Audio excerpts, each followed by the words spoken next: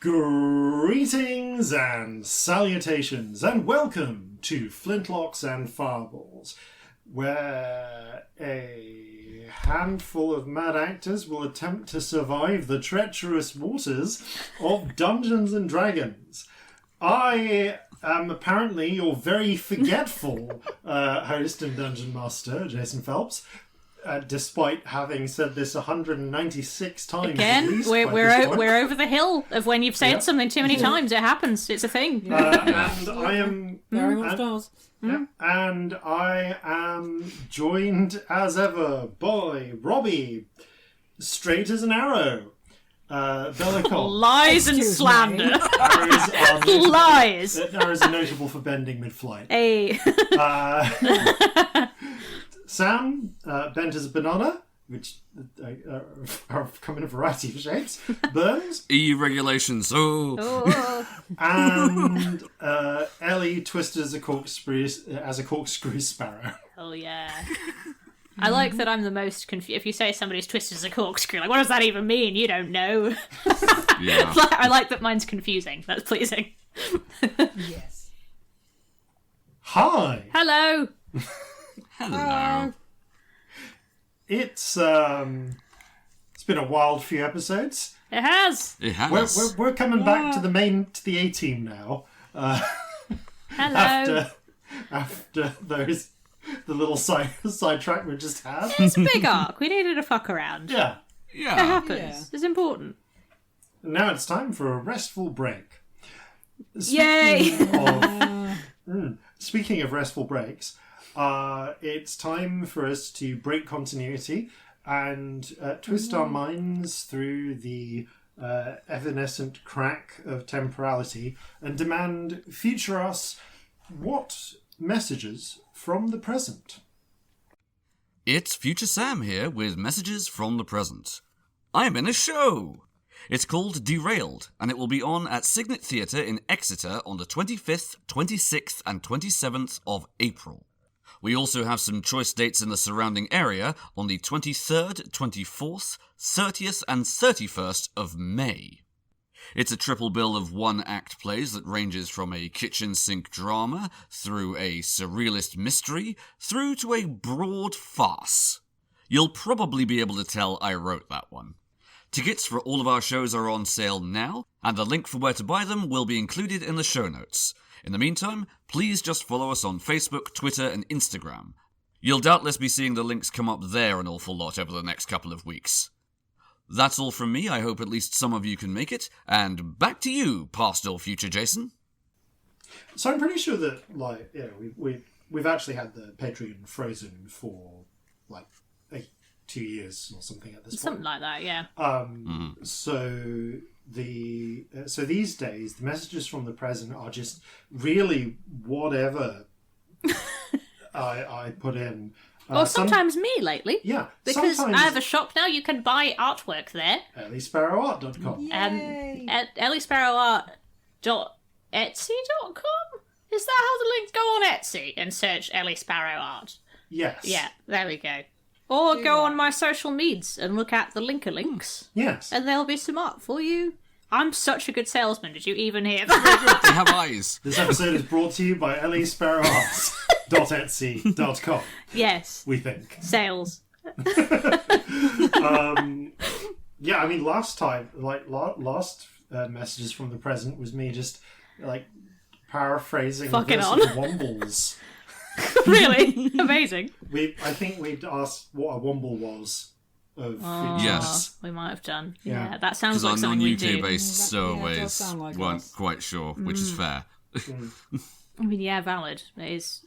If you're not from the UK, it's niche. If you are from the UK, it really isn't. Yeah. Though, on the niche note, now I have to train myself not to believe that people are going home in a Womble grow bag.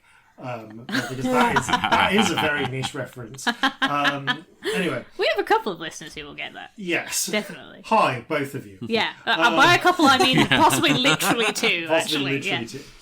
And on that cheerful note, it's time to begin. 3. Oh, really? No way. For a push. Yeah. Flintlocks and Fireballs. Our land stands on the sabre's edge. Our cities are a powder keg. Brother chains brother, no one's free. A life on land is short, you'll see. So gather your muskets, gather your spears, we'll plunder the shores of Calcinea. No kraken, storm or spell we fear, so come and sail with us, my dear. Future Jason here. I'm about to spend the next 25 minutes recapping the last 2 years of podcast. So if you want to skip to now, skip to 31 minutes in now. Otherwise, over to you, past me. Previously on Flintlocks and Fireballs. Like so previously? The party arrived on the continent of Sunder. Jesus. Oh my god. Wow. Way previously. First making a stop-off at the pirate-free port of Porto Armicidio, where they finally caught up with the Scarlet Winds and met, amongst other cheerful characters, Scamp, well, from a strictly biological sense at any rate, Scamp's mother, and definitely Victory's mother. Victory being Scamp's, I think at this point where their relationship is, we can say sister. Yeah. Yeah, I think so. They're cute. Who was raised by pirates, as a pirate, and, with a little bit of a destiny. The party, after some shenanigans there, the party made their way to Eastern Sunder, arriving first in Thunder's Watch, and then going to Newmark, where they had a variety of adventures, discovering the source of where all of these weapons were being smuggled to, the hidden arms manufactory of the Five-Pointed Star, its connection to the ominous world-spanning bank, Golden Kratz and Guildenstern, and eventually a meeting, eventually a very revelatory set of conversations with Lady Grace Pamplona,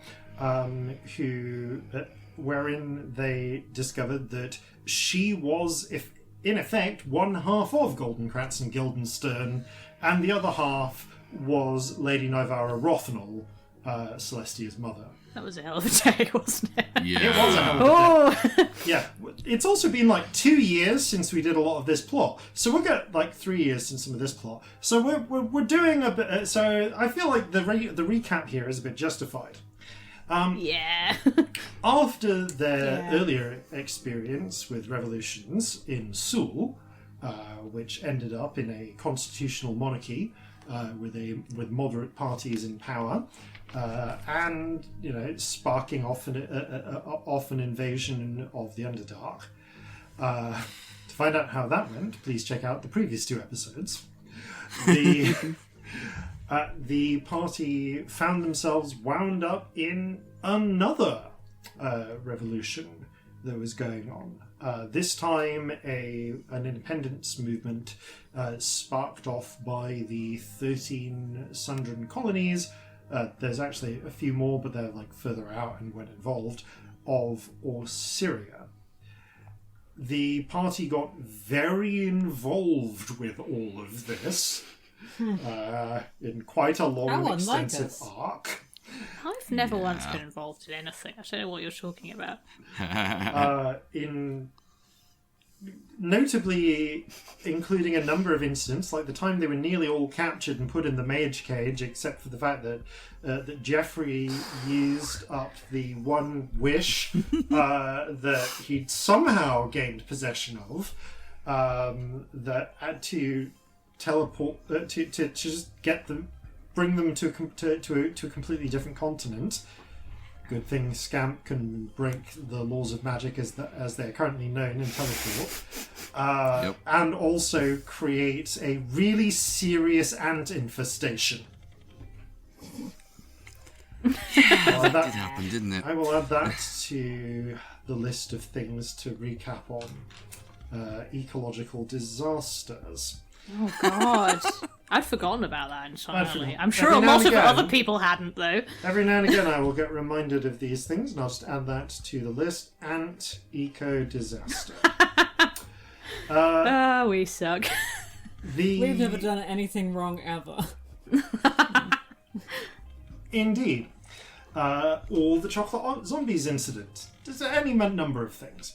That went quite well. You also had a brief foray out into the lands of the more... I tilted the map since I originally drew it, so it's more like northeastern Acheen, the Paniki, who and visited their cities, notably including the Inyang, as it turned out that the Panaki, also known as the Stone Guardians, were largely living in the ruins of ancient, gigantic cities, because why waste perfectly good real estate when the walls literally can't be destroyed? And there are nudie stone women, which was a selling point, as I recall. Yes. There were some nudie stone Don't forget women. the movie Stone Woman. I had forgotten the nudie stone women. I hadn't. It was hilarious. There's a Norwich story about them. Oh, no way. Which, if I remember correctly, involved you clashing with a different group of Acheen from the from I think it was the Yamasaw, who attacked you as riding giant eagles. Yes. If I have that correctly. Yes, that did happen. I think you even had a conversation with. I think you managed to capture and have a conversation with one of their raid captains as well. Yeah. Yeah, I think we did. Yeah, the amongst the upshot of all of that was that you sided with the independence movement.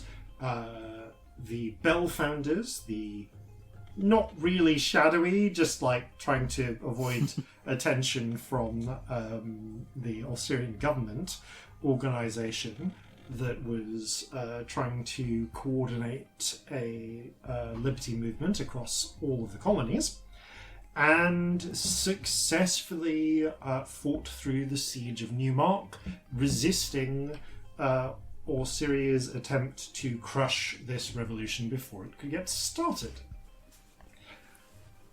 That was a pretty solid win, Yay! by and large. It was, yeah. Yeah.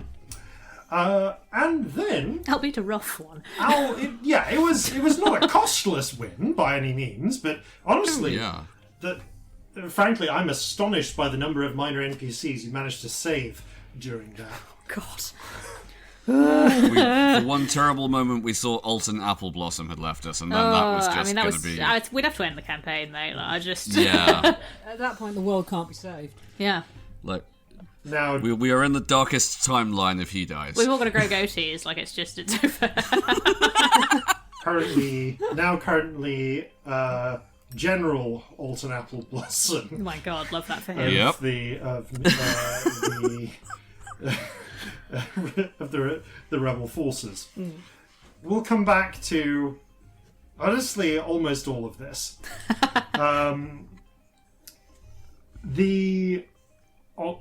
other notes that may be worth mentioning, while here you found, like, literally on your first day in Thunder's Watch, you sort of became patrons to an enterprising entrepreneur with a distinctive name.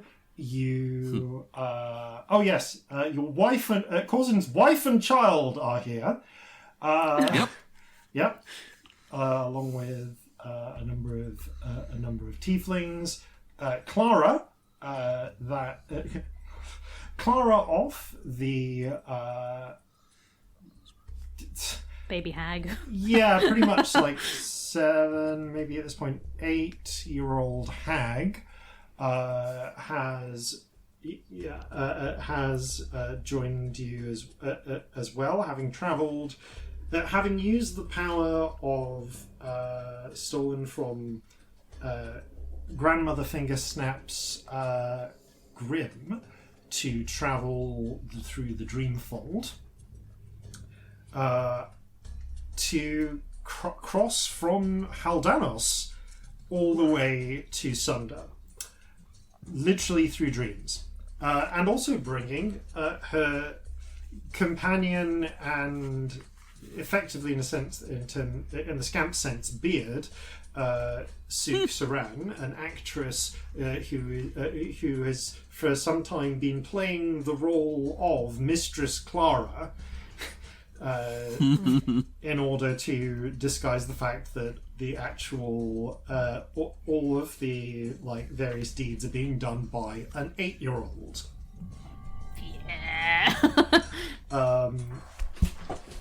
Yeah, I'm using beard in the sense of Scamp literally were pretending to be a dwarf. Like the disguise. Yeah. Not the other way you use it. Yeah.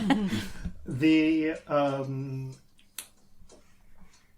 so yes, I think that covers. Oh yes, that covers most of the critical points, apart from just after winning the battle for Newmark. You decided to take a nice, relaxing day to steal a mansion. Having previously stolen the deeds to Wayne Manor, spelt Wain, the party discovered the body of Bruno Wayne, who it turned out had led an enterprising life as a vengeance-filled crime fighter, and had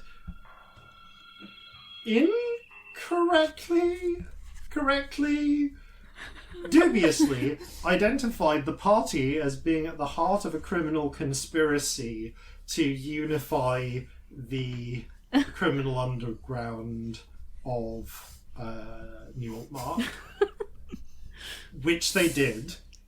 Yeah. Yeah, a little unification of the criminal underworld just as a treat, you know? Yeah. What's weird is we never came across any of his rogues gallery, at least that we know of. Oh, indeed. The face of the Japester and spinning Jenny. I thought it was the chortler. Okay. And spinning And the puffin. The puffin is so much more rubbish than the penguin for reasons I can't really explain. May never be known. However, Spinning Jenny.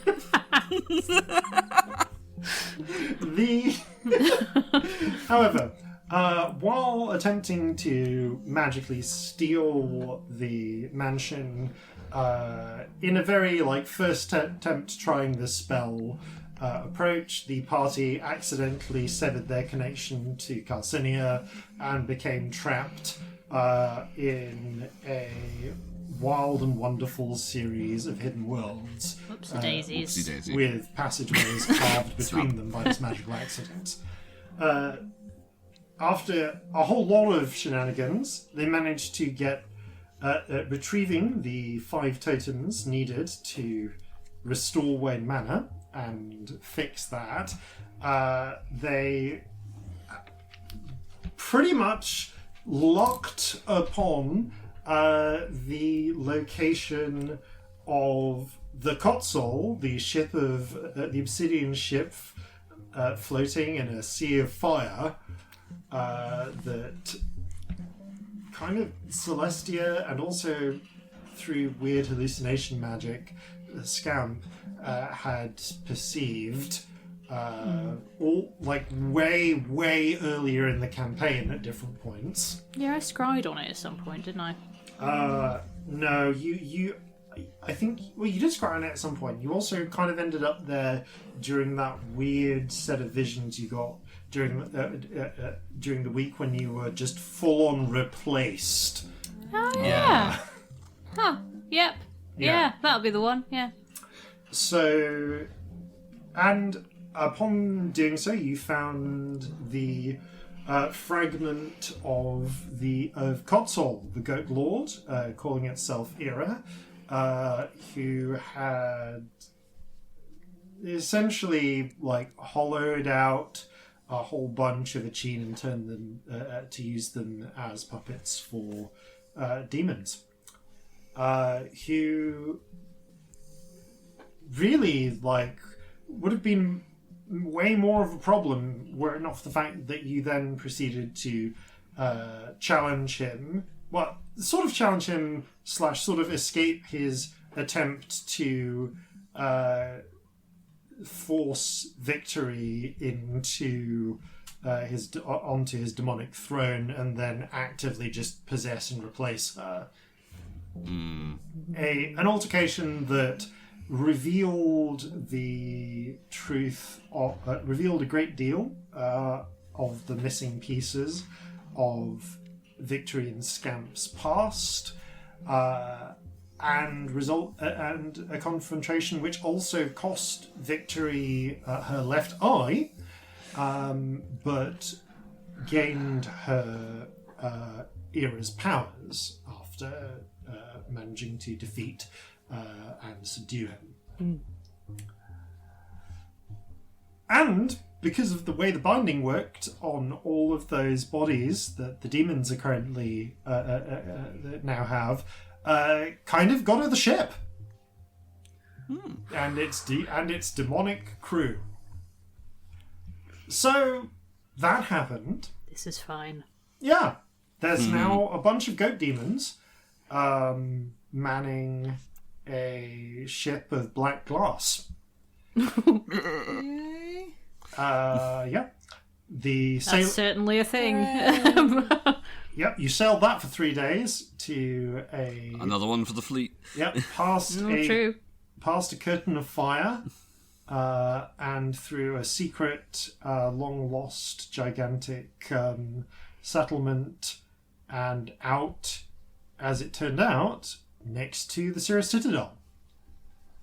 Whereupon you sent the demons, the demon ship, on its way to a known route back to Calcinea via the Sea of Fire. And they've gone on their way and done that. Oh my god! I wonder if they beat us there or not. And I was just thinking that. I've not remotely considered whether they're already there or not, because we don't know how long it's been. On the It's going to be a 29th, hell of a thing if they have. on the 29th of Falling Leaves, you reached a huge doorway in the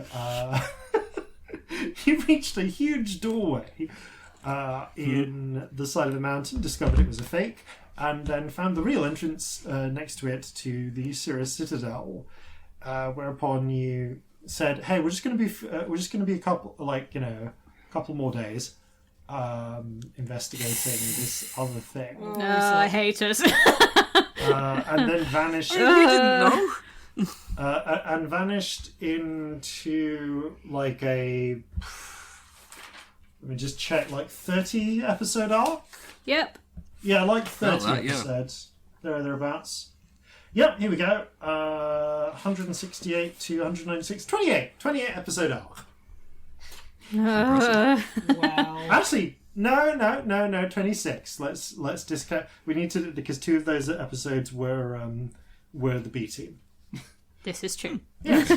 Given that I foolishly imagined it would be a 12 episode arc, 1 episode per win. Oh, we just had too much fun. I was only I was only slightly more than twice the length I'd anticipated. We would genuinely have it no other way, right? We've all fucking loved this arc. It's been great. And we hope that the you who joined us along the way feel that way too. Yes, hey,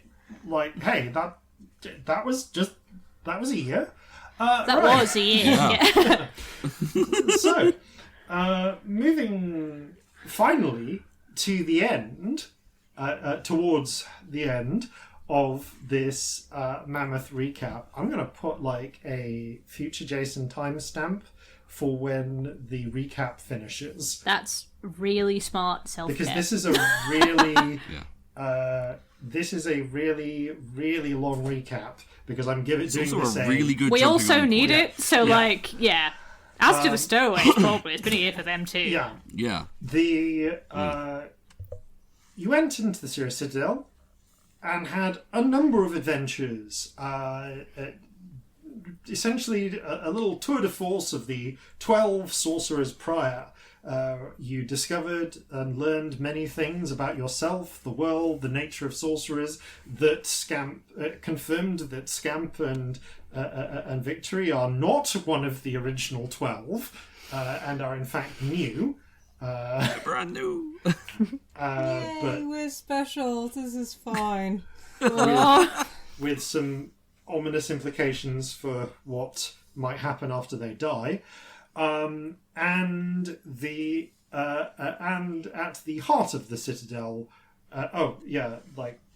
just for the sake of it, we're just gonna do. Let's see if I can do this in do this in like 12 sentences. Good luck. You crossed a desert, made your way through a darkness-themed maze, won some cake. After saving a village from monsters that was deliberately imperiled by the monsters as a test. Successfully escaped a notional puzzle room. That was fun. Had a jaunt through mixed up simulations of time and got some questions answered. Learned the origin of the shadow eggs and also why there are so many tiefling enclaves in Meadmere. Lost your minds and were temporarily rewritten as other people, while also acquiring a new friend. Had a bit of storytelling around a campfire. Faced a series of exhausting choices crossing the sea, and and also learned how to bring back memories. Fought a steel statue woman after fucking about with paint a lot. It did the messiest and most dangerous escape room of our lives, yep. Yeah. And got some legs and out of it. And a butt staircase. Yes. And the butt case. And actually also the paints. I have forgotten that, but Scamp does have the paints still. And Victory is due an eye. And then...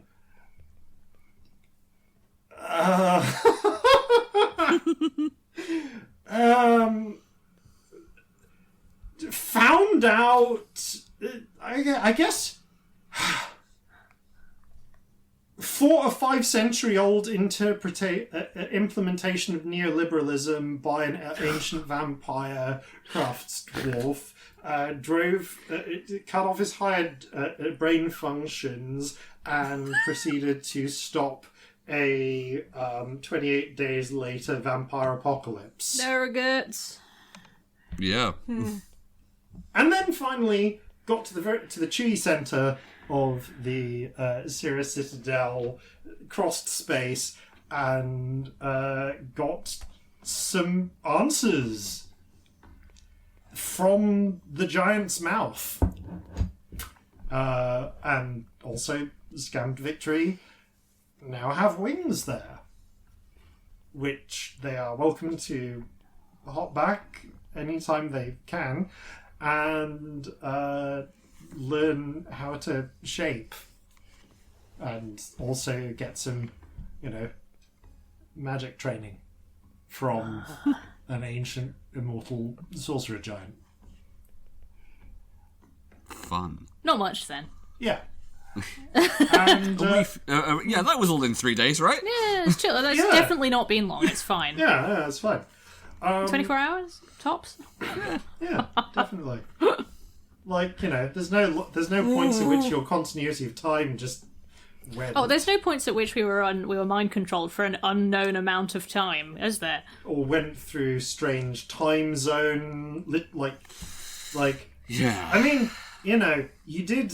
Like, Scamp and Victory are both a month older. Yep, at least. Yep. But, like, a month and 4 days, because there was also the 4 days you're all 4 days older, at least, after spending some time in genuinely the only time acceleration room in this entire setting. Wow. At least within this campaign. Yeah, if that becomes a thing again later, you've decided it's been invented rather than it was already a thing. Or the Reaper of Time is back. Yeah, that's true. Those are the conditions for this. Are we recapped? I think at this point, we are now recapped. When fucking hell, where we last left off then was Chanterelle, bursting out of the Cirrus Citadel,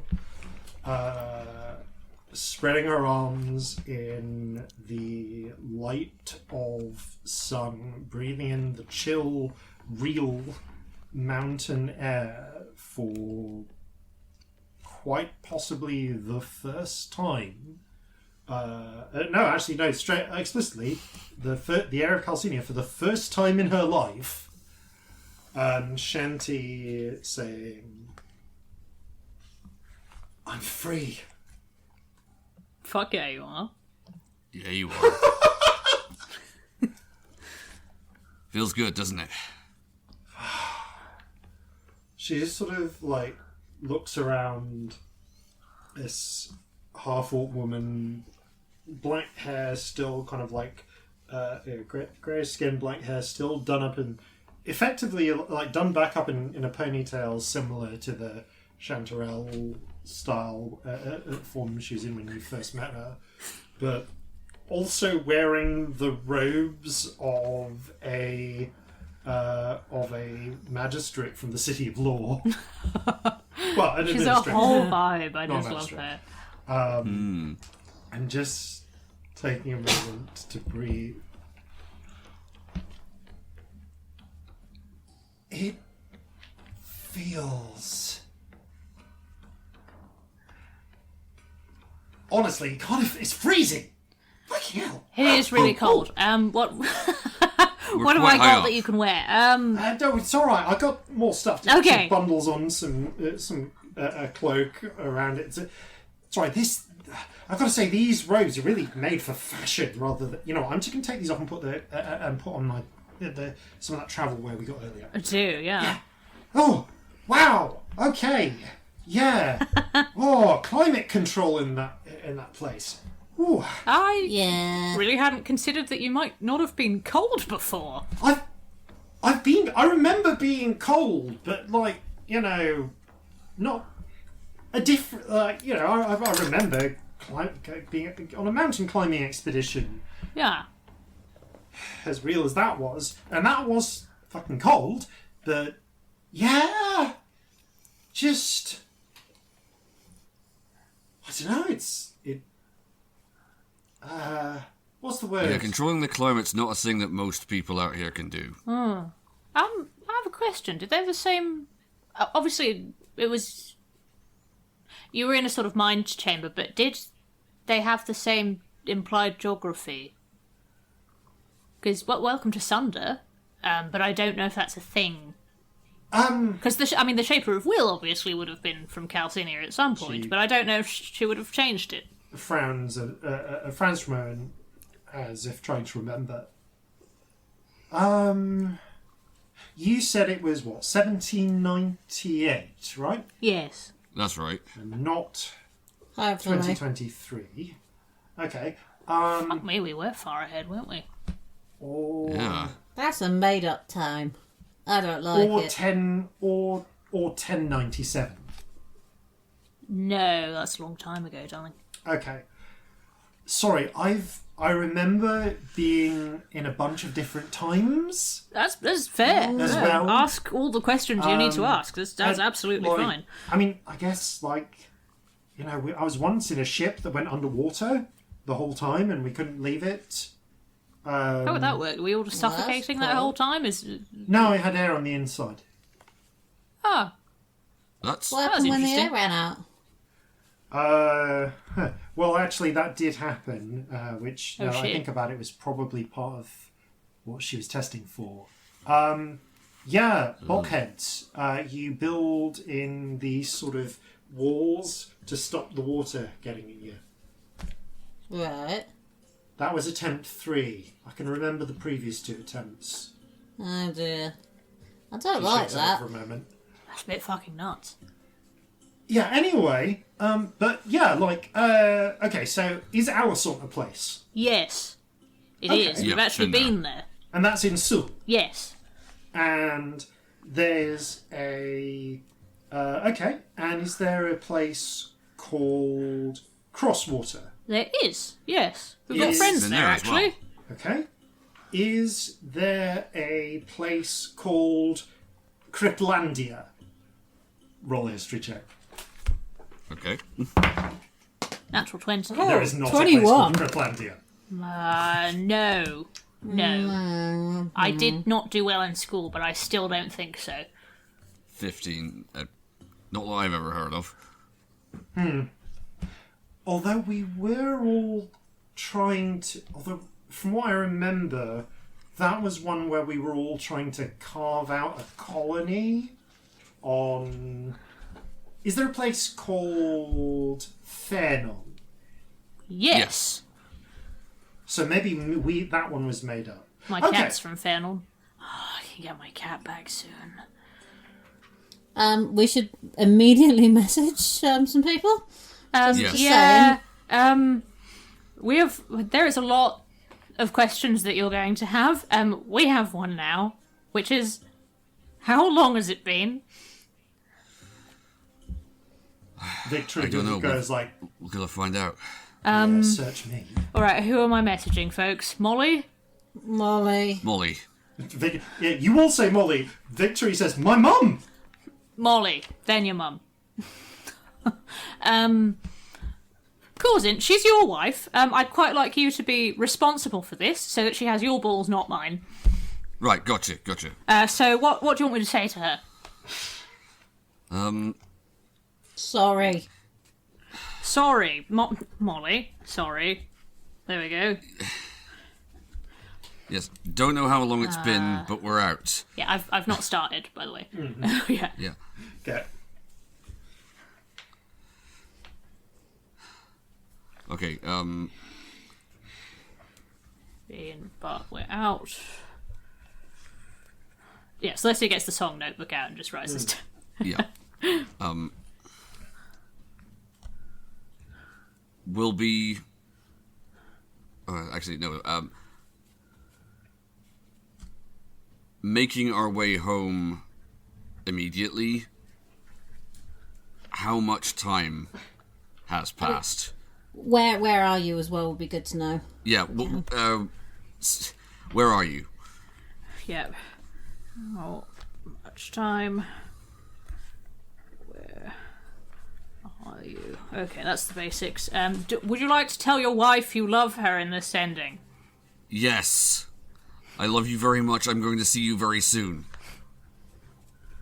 I can abbreviate some of the rest, but you really need to start thinking of this yourself when I do sending. It's getting embarrassing. I've just written Little Corzin down as Lil C in my notebook, and I'm laughing because that's a rapper name. But Lil C. How many words do we have left? Dunno, just gonna do it and abbreviate some of it and hope I can get it all in. I'll do 2 if I need to, because I actually Thank have you. fucking loads of spells left. Do I? How long's it been? I'm sorry, there's like pages of Oksana and Stormy notes, so you're gonna have to give me a sec to like actually. Well, I've just written farts in space on that page. Don't know what that means. Okay, no, I do have loads of spells left, as far as I can tell from the last time I wrote spells down, so I'm fine. Okay. Where's my sending page? Okay, so you mind doing a sending, darling? It's the Rainbow Spirit. The Rainbow Spirit is about as overjoyed as Shanti is to be on the outside. Has been like the moment you stepped out, just like burst into like a cascade of rainbow ribbons, but like gathers back together eagerly. I feel similar about being back here. Right, you ready? Mm-hmm. You're gonna go see Molly, all right? Okay. Okay. Molly, darling.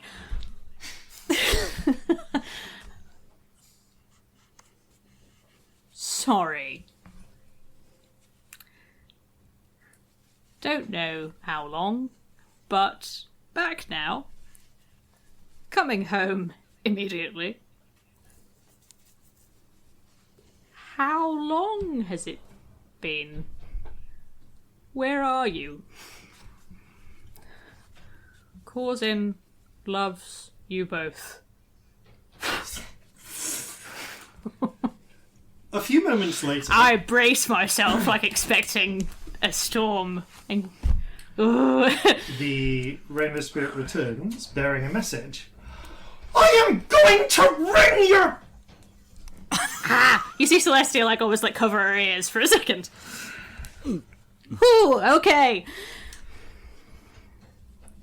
6th First Flurries.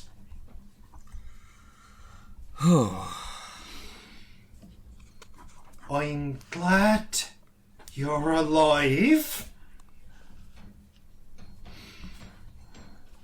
Corzin's going to be delighted.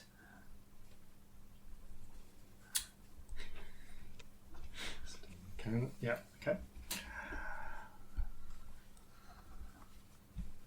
Tell my husband I love him. I'll kill him. We're in Newmark. Bye. I'm going to say that I underread this, Yeah. so that you get, but it's all like, I'm going to wring your neck. If you imagine the whole thing like in Celestia's like awkward tone. But you're alive. Corzin will be delighted. Like it's all like the awkward posh English accent version of that is what you get. Yeah. Okay. So. Oh shit! Do you want me to do another one? Yeah, but hold on, I gotta work something out first. Okay. Yeah. Victory. Do you Shall just we want to do... go there? Do Yeah, you we could wanna just go there right now. Would that be Yeah. easier? Victory holds Yeah, up I think- We should send a to finger. Vasilisa because although I'm not her biggest you're fan, I'm right. happy to let her know you're alive. So what do you want to say to her, darling? Yeah, okay. Before we start on that, two things. First of all, if it's the 6th, we left on the 29th. We left on the 24th. We've been in the series. That means we've been in the Citadel for 7 days. Right. Okay. So it's been 12 4 days. more than we expected. Yeah. Okay. So it's been 12 days. since we left. We left. For Wayne Manor. Yes. Right. Right. That's the other thing. We still need to fix Wayne Manor. My bugger. cat's there. How do we do that then? We just need to get back to Wayne Manor with the last of the totems. We've got it. Yeah. It's in one of the. It's in one of our holding bags. Yeah. The thing is, if we can get back there, then I can finish what I started, repair it, and it should put us back where we left, like where Wayne Manor used to be. Are you 110% sure?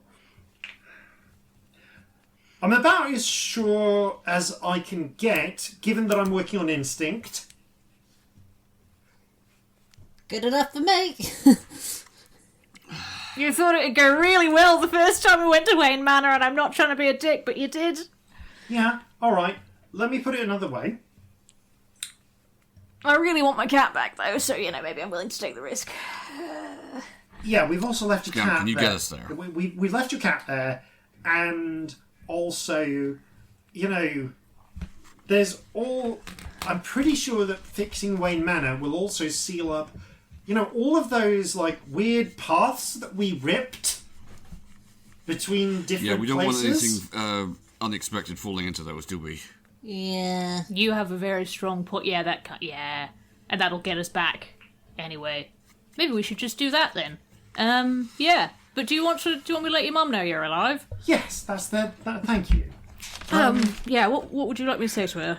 Obviously, Vic. Hello. Victory's alive. I'm alive. I love her. We'll be back very soon.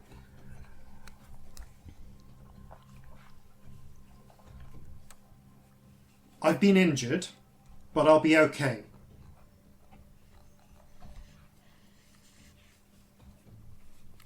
Everything else I can say when we're there. All right. All right for another sending, darling. Vasilisa this time, yeah?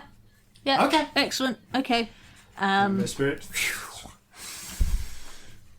Vasilisa. Victory alive. She loves you very much. We'll be back very soon.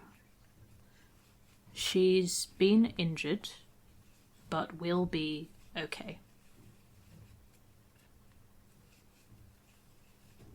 Talk more soon. There is a bit of a pause in before the response.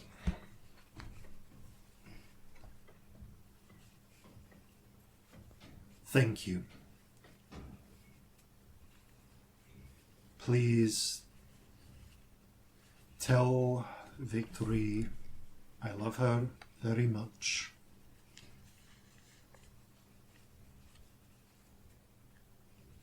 Is Scamp okay? I assume so. Message back, if not. At Newmark with the ship. Again, I underread this so you get the Celestia version. Victory visibly exhales. Okay. You're alright. She kind of self-consciously adjusts the eye patch. As alright as I'm going to get.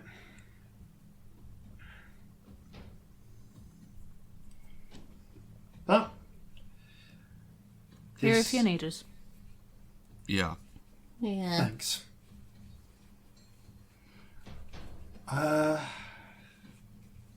Let's go home. Yeah. Yeah. The secret entrance we came here through is that way. She points down the mountain. Cool. Right. All right, you take the lead. It takes you about... It does not take long, less than half an hour to walk back down the mountain and find the narrow sort of crack in the wall that leads into what appears to be a natural sort of crevice that then begins to develop a sort of brimstony type air. And you're not sure at what point you pass from Calcinea into a hidden world, into the hidden world, but you know you're there once you can see the old gigantic buildings. While walking down the mountain, I give Shanti an extremely garbled explanation of what the fuck we're currently doing and how we got it and how Wayne Manor happened. It's a really bad explanation. It doesn't make any sense. I try, but it's just really difficult. to fill in the gaps, but again, it's such a bizarre thing even for us, and our lives are weird. Yeah, it's just I tried to help and make it worse. Look, I think it might be fair to point out, None of this actually does make sense. This is not supposed to make sense. Yeah, people don't. This isn't a part of reality It that just you're missing happened. out on. It's just things got really weird. Really, It's more really fun, weird. though. I mean, listen, this is part of the course with everything I've seen of your lives thus far. Yeah, I mean, also you're going to be pretty Yeah. fucking unflappable. You've had more experiences than all the rest of us put together. Like I said, we're not a yardstick for what's Except normal maybe Jeffrey. in any way, shape, or form. Jeffrey's Yeah, I mean- experienced Especially not everything life has to offer. This is true. Everything. He's an experienced little bastard. He's doing that face. He's shut in my bag again. I can feel it. I can feel it. Bastard! When did you even do that? Cunt! Jeffrey is a mystery. Ah! How do you poo that stealthily? Oh, so thank you for His enlightening me. It's proficiency very in helpful. stealth. What was that? He's got proficiency in stealth. He does. But like, I don't IC know that, do I? He only uses it for evil. Yeah. Just for shitting, nothing else. Imagine just using your stealth proficiency for that and no other things. The Jeffrey definitely uses it for other things. Marjorie sort of waves her antennae cheerfully. Similarly, glad I'll to get be you back. changed out of that soon, Marjorie. Don't worry. Marjorie can't really make any noises, but like wiggles her abdomen appreciatively. Yeah, same. You know? Same. Still a cockroach. Me too. Okay. That said, Victory looks around. Okay. I definitely thought of a third group we should have asked, done ascending to, but at this point we'll just Who? wait till we're back in the world. Who's that? My first mate, Texaray. You know, from the ship of black glass that we... Yes, that we just sort of sent that way for a bit. Yeah. Oh, Yep. yeah. Yeah. Well, hang on. I mean, I can this if is you a- want, but we're going back soon anyway. Also, Vasilisa might let them know if they're there. If they're there. I think we might have that one, have you do that one, because they've never met my mother, This is true. and they have met you. Do you want me to send to the ship? When we're back in the world. Cool. We left the world We did. That did happen. to be able to get back to Wayne Manor. Yes. Yeah. The ship couldn't have arrived yet if it's only been 12 days, surely. I hope you all know that if my cat is in any way harmed, it's fucking over. Oh, yeah, no, we riot. Yeah. Yeah, we start a new revolution. I'm not sure who against, but we do it anyway. Oh, it's someone. I'm starting a Some revolution against mysterious somebody figure? if she's at all Some hurt in any way. mysterious figure who is very ominous Yeah. and Yeah. knows all of the world. That was a bit frightening, if I'm honest, darling. Are you okay? Yeah, no, I don't know Yeah. who I'm talking about. No, should we go to Wayne Manor? Yes. Victory kind do you of want to- pinches the bridge of her nose. You know, that actually Yes, let's get describes ourselves like there. a number of the figures that you've told me about your own adventures against. Yeah. Shall I She teleport does have a us? point How there. long was the walk? Oh, I assumed you teleport us because, like, we sailed for hours to get here. I don't want to We fucking really walk did, there. didn't we? We Right, literally let's do that. can't. Yeah. Right, This is everyone true. hold hands. It's very important. You have to hold hands. Jeffrey, hold Celestia's hand. We've literally never had to hold hands before. I hate you. You've got to hold hands. It's the rules. I can't be bothered to fight because I'm so stressed. Fine. Oh, his hand's got shit on it. Did you just Corzin will take Celestia's do a other little hand. shit just so that you could do that? You're an arsehole, do you know that? Well, I'm holding his other hand and it's surprisingly shit-free, so... Oh, I hate You've got him. going on. Bastard. Shanty. Can you tell I listened back recently and forgot the whole thing about Jeffrey shitting in my bag and want to bring it back? Yeah. Shanty has not experienced this yet. So, yeah, she kicks all your hand. Oh, this might be kind of a lot. Just warning you. Yep. I mean, Oh, yeah, You'll be this is- fine. this is It's a lot as an experience. all right, we've been through a lot of things. Oh, you'll be fine. You're Right, you. whenever you're Scamp. It's a bit like lurching amidships. Yeah, only, with a hole in the world. Here we go! Yay! And once again, you Just lean into it. feel space fold around yourself, and you kind of have the strange instinct that there is like almost a very fine thread connecting where you are now to where you're trying to go to. But there's a bizarre... It's kind of bizarre. It's like you're trying to... Normally when you sort of when you teleported before, like done a whole body teleport like this, which I guess you've really only done within the Broken Ways up to this point. So, actually no. So thus far, you've never actually teleported like this in Calcinea. Oh, interesting. Because all of the... We only got the spell. Yeah, well, Scamp only got the spell after. All of your previous teleportation in Calcinea, excepting the one incident with Jeffrey, and that was very strange. Yeah. Was by doing through a teleport circle.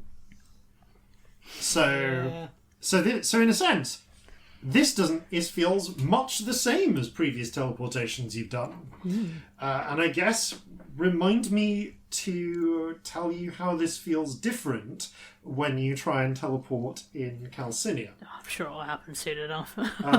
But yes, you Yep. feel a thin thread of connection between where you are now and where you want to be, and as you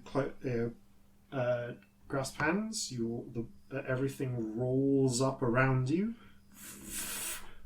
You got do you have a piece of Wayne Manor? Yeah. What did I take from that? I can't remember what exactly. I mean, we've got the candles that we took. You've got the candles from we it. do, Yep, yeah. there you go. Otherwise, I've probably still got like food in my pocket. That's What's going on? Oh yeah. Oh, you totally have. Yeah. Oh, yeah, I'm sure Yeah, you do as my well. pockets have been in existence a month, even if we've only had days. Gift. Yeah. Oh, wow. Oh, yuck. Hope it was dried. It is Well, it now. wasn't. As before, straight black veils, like fucking blackest black veils of void circle up around you in a sphere, and you are momentarily engulfed by it, and then when they fold back down, and you find yourself in the courtyard of Wayne Manor. As before, there is no sky. Everything is pitch black in every direction. The grass, apart from the thin bits near where light spills out from the windows, is like dead and muddied, and there is Wayne Manor looks a little different to when you last left it. In fact, it looks very much like there has been a battle here. Several windows are broken. There appear to be a mixture, you can see signs of burn marks, shard sprays of glass as if there have been explosions, where they have not been swept up into small piles. There are tread marks on the ground of many feet, and as you sort of look around, you actually see the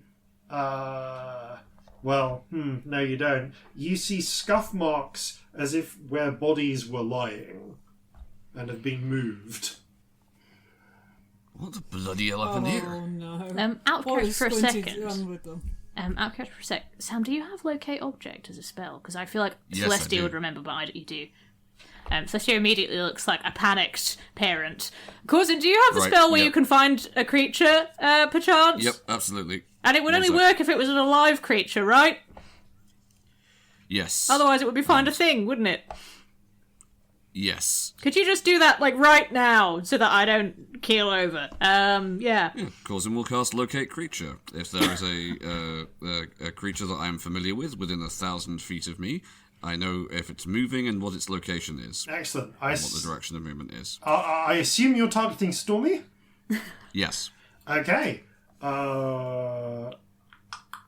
The upper portions of Wayne Manor were not sanctumed in any way, so you... Okay, you immediately get a... Ooh, hold up. Corzin, roll a luck check. Okay. Is she in the sanctum bit or not, isn't it?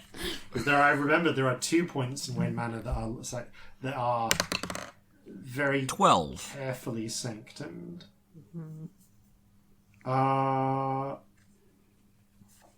For a moment, for a heart-stopping moment, you get nothing. I imagine like the ambivalent octopus is basically putting its arms up to its eyes and sort of rotating them like it's got binoculars, just sort of looking around.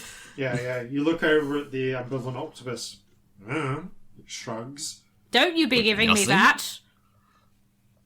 frowns, keeps searching. Then, points towards the top front part of the manor, and then pulls its tentacle back for a moment, confused. Eh? Are you trying to give me a heart attack? here? It points No, again. no. Remember, there's a sanctum. It must be on the edge of the sanctum. Is she just like rolling in and out of the sanctum? So, I don't know. It's a cat. Yeah, I mean, she does love a roll. interestingly, it's the sanctum is what kind of jumps to mind, but it's actually, but from what you remember, the sanctum bit is actually the basement, and it's pointing up towards the top of the house, which suggests to you that maybe there's a second sanctum. Maybe there is a second sanctum we didn't know about. Or in any case, it's up at the top of the house. Right, let's go right now. You race. What are the odds Keep that my like, eyes Squinty's taken the peeled, all of bodies them. and just? What if? Do you think Squinty's like tucked the bodies into bed, thinking it's young master and drunk or something? He's just like bringing them porridge. Young master. Oh, dear. Spoon feeding a decapitated head. I mean, given what we've already seen, Corzin is going to be no. on high alert for whatever the hell's going on here. Okay, so you. I need you to roll any die and tell me if it is who it goes. It gets in first. It was. Oh, I'm running in for my Roll cat. me So it's any me. die and tell me if it's odds or evens. Oh, Okay. evens. Okay. Bursting into the main hallway, you find one living creature. Okay. It's a horse. It's the horse. It's the horse. It's Bruno Wayne's horse. Wearing, like, some blinders that appear to have, like, strands of... You think maybe razor wire? Like, trailing out of them? And some... And, like... Yeah, there's the... And actually... Oh, yeah, no, the interior has signs of fire damage. Explosions. The horse is just there, chewing on some oats from a nose bag. You get the feeling that the horse is giving you a dirty look. The fuck are you looking at? I mean, given everything, I want to know if this horse is a horse. Horse just goes, How do you check? squints. If you hurt my cat, mean- fucking kill you.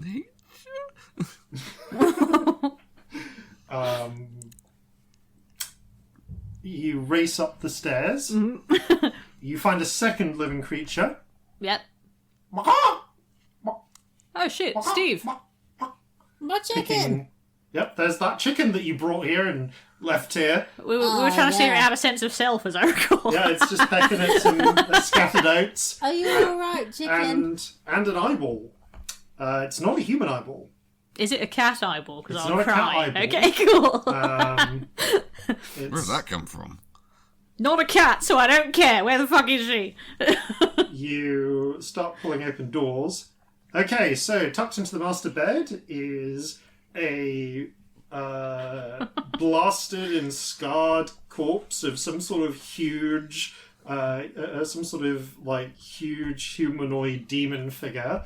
You think you recognise it vaguely from that steelworks world you went into, like at least Bloody hell. the fuck happened general here? layout. Checking another I think one. maybe we do need to close all the things. There are half a dozen. Yeah, okay, so you check the kitchen. Like, while this is happening, Scamp, you check the kitchen. You find there are like a dozen, you estimate, tiny little bodies of the weird little silvery reptilian creatures. You can tell because on one side there's a few of them still intact, and on the other they've been neatly flensed and like the bones and meat separated out and hung up to dry. The word No meat one here asked is for particularly bacon. harrowing. Yeah. No one asked for bacon. Ew. There is mounted on Corzin, as you come in, you notice, like, turning back round, mounted in the trophy room, there is now some sort of horrifying, like, creature with, like, that's like an orb with 5 legs and 3 eyes and, like, a giant maw down the middle. Just... The fuck? And then, Celestia, as you're looking around in a panic, a little hidden panel in the walls spins open. And Come here right now. I love you. I'm so sorry that I was gone for so long. Please don't hate me. Valid. Yep, fair. I'm going to buy you so many fish, and I'm going to love you so much, and I'm going to give you so many hugs when you want them, but you don't have to yet. You can sulk for a while first. Elle stands up. She paces around standoffish for a moment.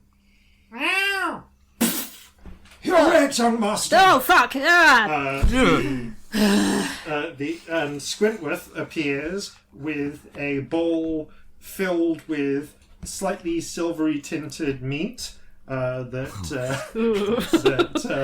Stormy proceeds to like lap up a little bit up of before begrudgingly making her way forwards and deigning to be pecked. She's grown a lot in the last week. You grow really fast. High protein diet. I'm so sorry for leaving you. I didn't mean to. I thought we were going to be right back. She bumps against your leg. I'm never leaving you ever again. You're coming everywhere if you want to. I'm never going to leave you alone.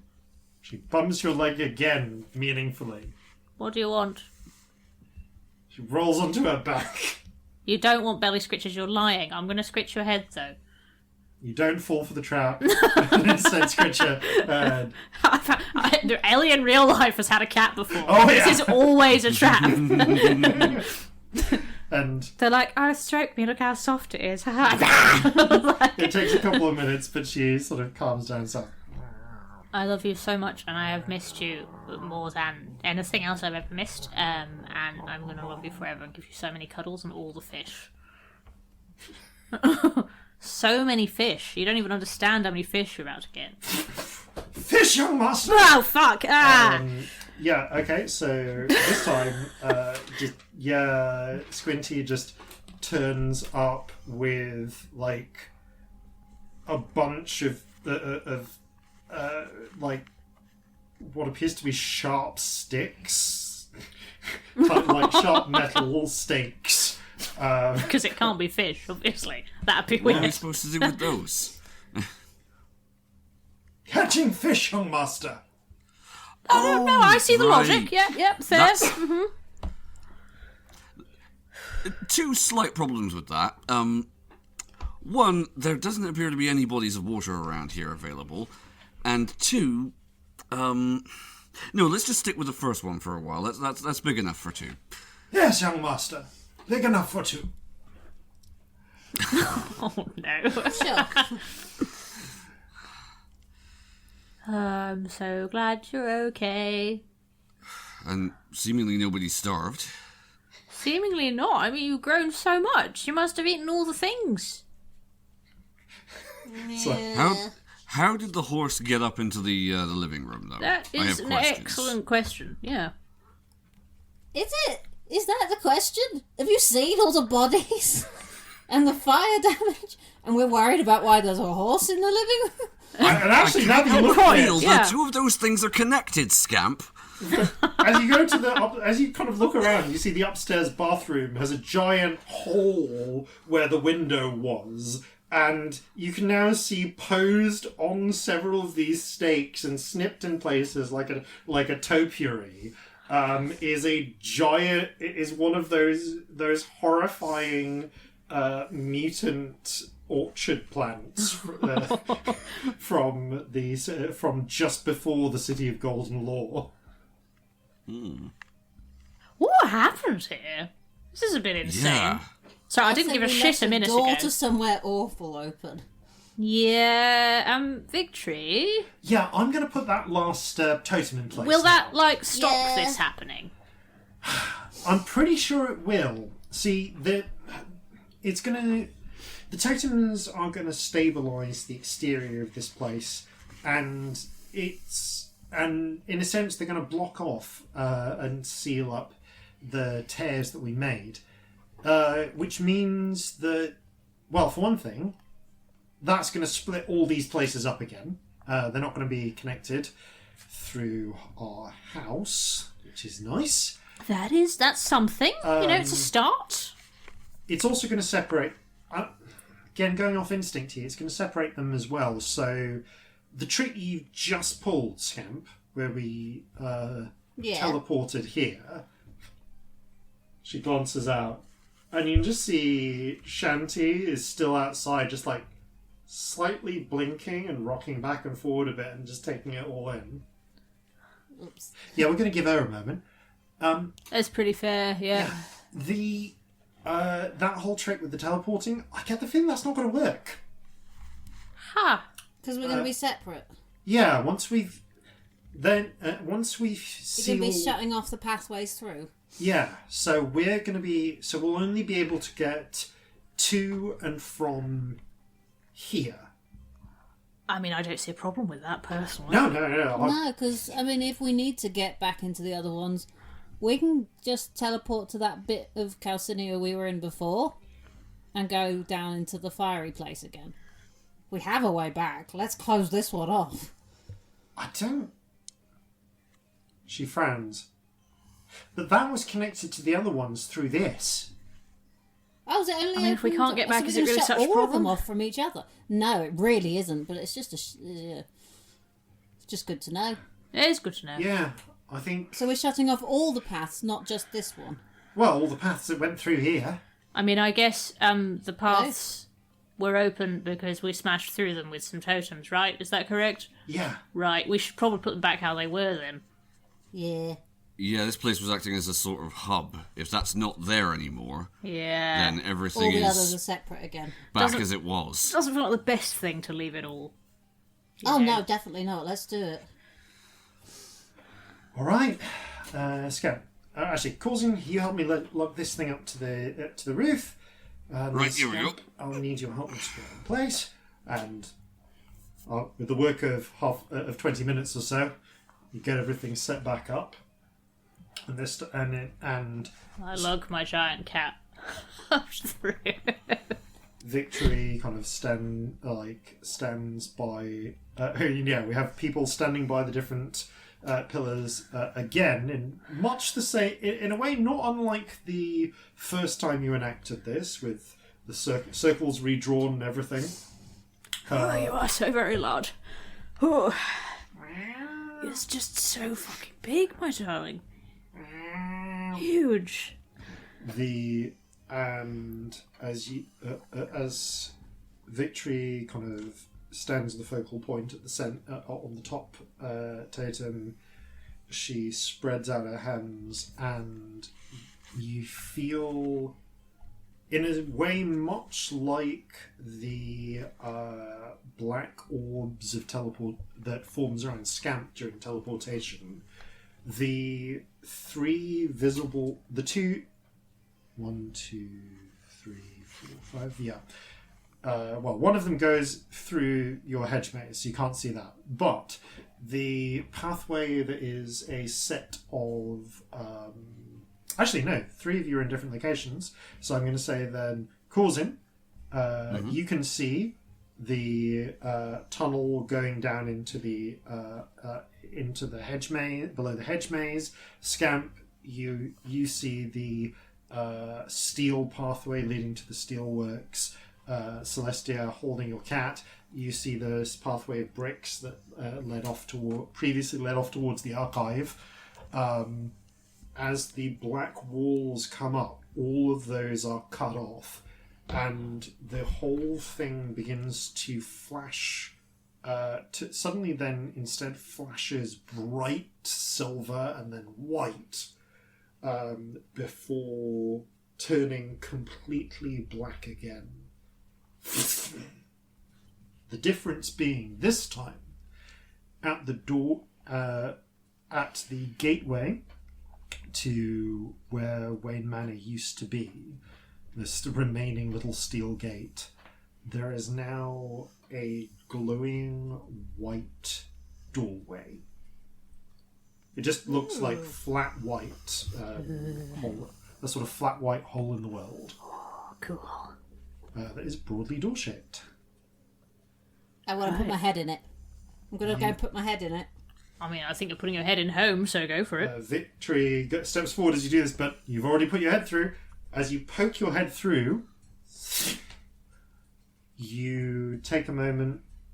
You're momentarily blinded by the sheer white light of the portal, and then you are momentarily blinded by the light of mid-morning as Sunglasses down. Peer out at the city of New Altmark. In the distance, across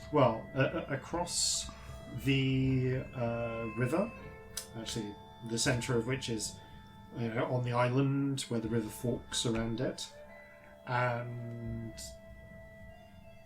you see the chimney smokestacks and the little and the kind of colonial housing of, for want of a better term at the moment, home. Oh, that's a welcome sight. So welcome, Shanty. Welcome to Newmark. I mean, that's Newmark over there. Welcome to this hill. Scamp, you glance down, you see that your head is popping out of a white doorway this way, and then the others bundle after you, and you're pushed out, and you all step out into the light and see it. The last person to hold up. Of the 3 of you, who leaves last? I'm probably staggering under the weight of Cat, so possibly me. Cool. Celestia, you see the horse kind of emerge and start making it peering suspiciously at the door, but then you step out. It doesn't. I mean, if you want to come, is fine.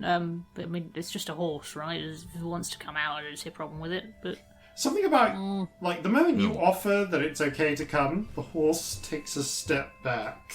But fair enough. Narrowing its eyes suspiciously. Cool, whatever. I don't trust that horse. The last person to leave after Shanty is Victory, and you see as she steps out, the white doorway seems to collapse down into a small polished what looks like a small polished wooden handle with a tiny, almost copy of one of those totems on the back. She pockets it and then produces from her pocket a matching little round doorknob with another of these, and offers it and hands it to you, Scamp. Oh, thank you. Should work for either of us. You'll need to, use up magic as if you were casting it yourself, but that'll let you. Either of us should be able to use one of these to open this up anywhere now. Shit. That's It won't very go. useful. Yeah, we can't. It'll lead back to wherever we open it up. That's what my What if we instincts both say. open it up? I think it's an either-or thing, but I don't know. Maybe I can open it up. I think it's definitely tied to the door handles. So I there'd don't- be like two doors into the same room. Yeah, but there's only one door, so I don't know if we can. So, Maybe the other one of if you would I have to went shut it out the first. door, we'd just end up going back through the door we came in, regardless of. Or I wouldn't be able to open the door. Yeah. Because otherwise you could just use it to move people across the world real fast. Yeah. Yeah. I get the feeling it doesn't work like that. This is Yeah, no, that would be a big thing. more Doesn't feel like one of those bags I created, Yeah. Right. except that it's not tied to a bag. It's like it's its own space, and we're just putting it's presumably wherever in the void it is, and what we're doing is moving the door. Yeah. But I think that the door. The way I've built it, if I tried to put a second door in, I'm pretty sure the whole thing would break Right. again. Yeah, that feels bad. Yeah, Probably best not to maybe do that then. I'd like that not to happen. I'm in the not happening camp for that. Yeah, that's. I think we can. I don't feel like that's controversial of me either, you know? Nah. Yeah, she scratches at her temple next to the eye patch. Yeah, I'd like not there were some good sides, but as a whole, I'd prefer not to repeat that experience. Valid. Agreed. Is there just like a hole in the ground where it was? Like, There is a Like a hole crater. in the ground. You are standing Wow. you glance down and realise you are at the edge of what was probably 12 days ago an eerily smooth hemisphere carved into the side of Bruno Wayne's cliffside manor. Since then, the ground has crumbled a bit. It's rained, so it's more like a little valley of dirt that just goes down into cliffside. You can now see you can even see where cut off from where the hidden access was, the little passageway, the little path up the cliffside that Bruno presumably drove his horse and carriage to get up through in secret. Oh, well, I don't suppose we can explain this away by just claiming it was a very large artillery shell. No. No, don't think so. Bit Probably big. best not mention it at all, to be honest. Yeah, no one will notice. It's fine. Well, no one will immediately assume it was us that was responsible. Yes, they will. Shall we? Yes, they will. A house That's the vanished. stupidest thing you've ever said. We go up a hill to a house and it vanishes as if no one was watching. Well, they'd have to know it was us to begin with. Yeah. Oh, come on. In this city right now, a house Yeah. vanishes. They're not going to think it's anyone else whether or not they saw Also, us. we've done so much weird shit in this city. We're like famous here. Right? They're definitely going to think it was dropped us. houses on people. Yes. We dropped a shit from the sky. Yeah. Shanty, how you alright? You okay Look over over there? and you Yeah, see you that- chill. Shanti has finished changing her clothes again, and along with with a decently sized shoulder bag that she picked up during her time in the City of Golden Law. Sorry, the City of Law, different from the City of Golden She's now got a serviceable brown traveller's coat on, some and kind of seems to be and has something. The exact style of dress isn't quite right, but she's gone for quite muted sort of colours that are relatively forgettable. Greys, browns, greens, bit of beige, but there is a beaming grin on the half-orc's face. Yeah, actually, everything's pretty good. Good. But as a side note, how do you look good in everything? It's kind of a talent. It is, isn't it? Yeah. Now, where can I find you in... Well, first of all, what is that city? As Newmark, darling. Newmark. Excellent. How would one normally get to Newmark? Horse? Horse? Or boat. Boat, possibly. Boat, You boat. could have come in Depends on a where boat. you're coming Which from. boat it was. Oh, well, where would So one that's- come from if one were coming by horse? What's near? Well, if you're coming up from... I mean, Thunder's Watch isn't obscenely far, is it? Thunder's No. Watch, okay. And if You you could be come by coming up from boats? I mean, all manner of places. We came from Sewell. Okay. But you might need to know what the boat was. That's or true. Is, and if it's not a boat that's here, I'd say you've come from Thunder's Watch and you got the boat there from somewhere else. 'Cause harder to track. Either Alright. Sewell or Assyria would be the obvious ones, but could be anywhere. And what do people do for money around here? Oh, Or sorts rather, of shit. what... Different question. What do people use as money around here? Because that last place with the wooden tokens... These. Oh, this What I shit. remember. Corzin will pull out some coins. Do you want some? She nods. Do you want some stretches. money, genuinely?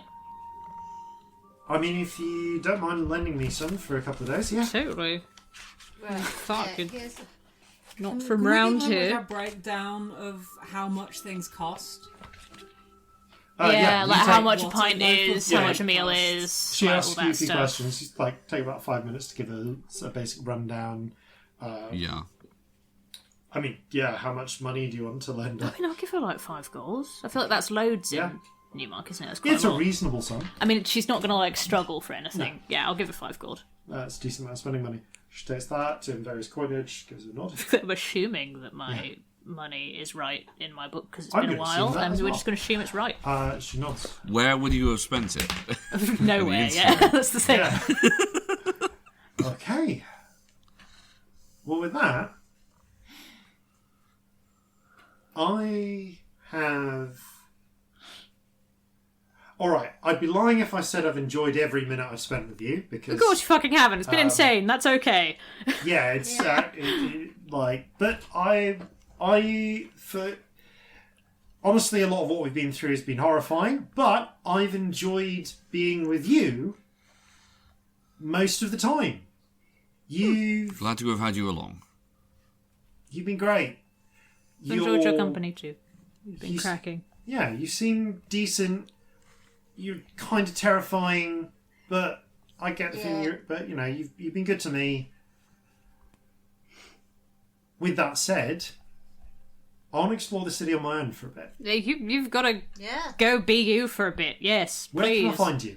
Are The you Kraken's sticking Bane. around? Yeah, the Kraken's Bane. I think we should be here for a bit. Kraken's Bane. Yeah. Yeah, I And guess I'll if tell you we what, leave, we'll tell you. Yeah, if we're leaving, is it alright if I send to you? Sure. Yeah, cool. If we're gonna move on, I will tell you so that you know. You know. And also, from where we're standing, can I point it out in the harbour? You can, actually. Just about. I shall. Ah, okay. Yeah, The obviously nippy looking one. so welcome. Yes, it is pretty fast. Next to the one made of... Is that glass? Oh shit. That answers that question. Ice. Ice. That's ours Yes. too. Yes, that's the witch's tit, and that's also ours. But we're on there a bit less than the Kraken's Bane. Nice. Well then. I hate to love you and leave you, but girl's got to be about time. Have fun. I'll try to. Let's get drinks soon. Like normally. Like let's have like a normal friendship time. Sure thing. See ya. Scamp. Vicky. Don't call me Vicky. Corzin. Should we call you Tori instead? No. Victory pinches the bridge of her nose. Celestia. She says after a pause where you think she might be about to say something else. Oh, I'm sorry. I'm just this kind of person. What were you going to say? You don't have to tell me if you don't want to. I've got memories that mean that the first instinct is to call you Tammy. Yeah, you see, you've got the same name at the moment, so it won't be quite so difficult. It's weird, though, isn't it? Is a little. Yeah. She kneels You're down a good friend, though. I remember tries that. to give Stormy a stroke on the back of the head. Stormy bats a paw. Like, okay, not a stroking cat. I know you were... It was weird, it was. But regardless of all the weird around it, you were a really good friend. Thank you. Thanks. And hey, you're the first friends I've ever had who are going to remember me, and vice versa. Try to stay alive. We'll give it a go. Oh, We'll we're do our pretty best. good at that most of the time. I'll And pass hey, if you you around. want to go see you anywhere soon. else in the world, like if this city ain't for you, let me know. I'll get you there. Oh, Scamp. I plan to see the whole world before I die. Fuck yeah, you will. Whatever it takes. And one last thing. She flips the smooth rectangular object out of her pocket, holds up the phone. These things don't exist? No. Nah. Great. She slides it back down, back into hiding. Enjoy. And with Better that, keep a close eye on the one of those we've got. Nah. and with that, Shanti gives you a sort of, well, she hasn't got a hat at the moment, so I guess an imaginary tip of the hat, turns and whistling makes her way down towards Newmark. You have, I imagine, a whole bunch of people that you are about to go see Yes. and who want to Yep. see you. So, Corzin, get on your dog and go see your wife. Corzin is going to be like power walking in the direction of the, Fast dog. Get on the dog. all right. yeah, at this point, and then you can put down the get out the collar and summon Kerberos. Yeah, all right, everybody climb on. Yep, getting on. Everyone climbs on board the giant spectral, dog, and you charge down towards the city. Pigate.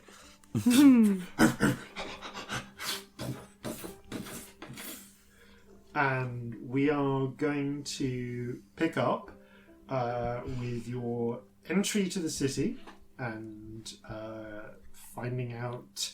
meeting people again, finding out what has changed and what has not in the city of New Altmark. After these, no doubt important, messages. Aunt Frizzy's Frosted Confectionery for all your sweetmeat needs. Do you have a birthday coming up?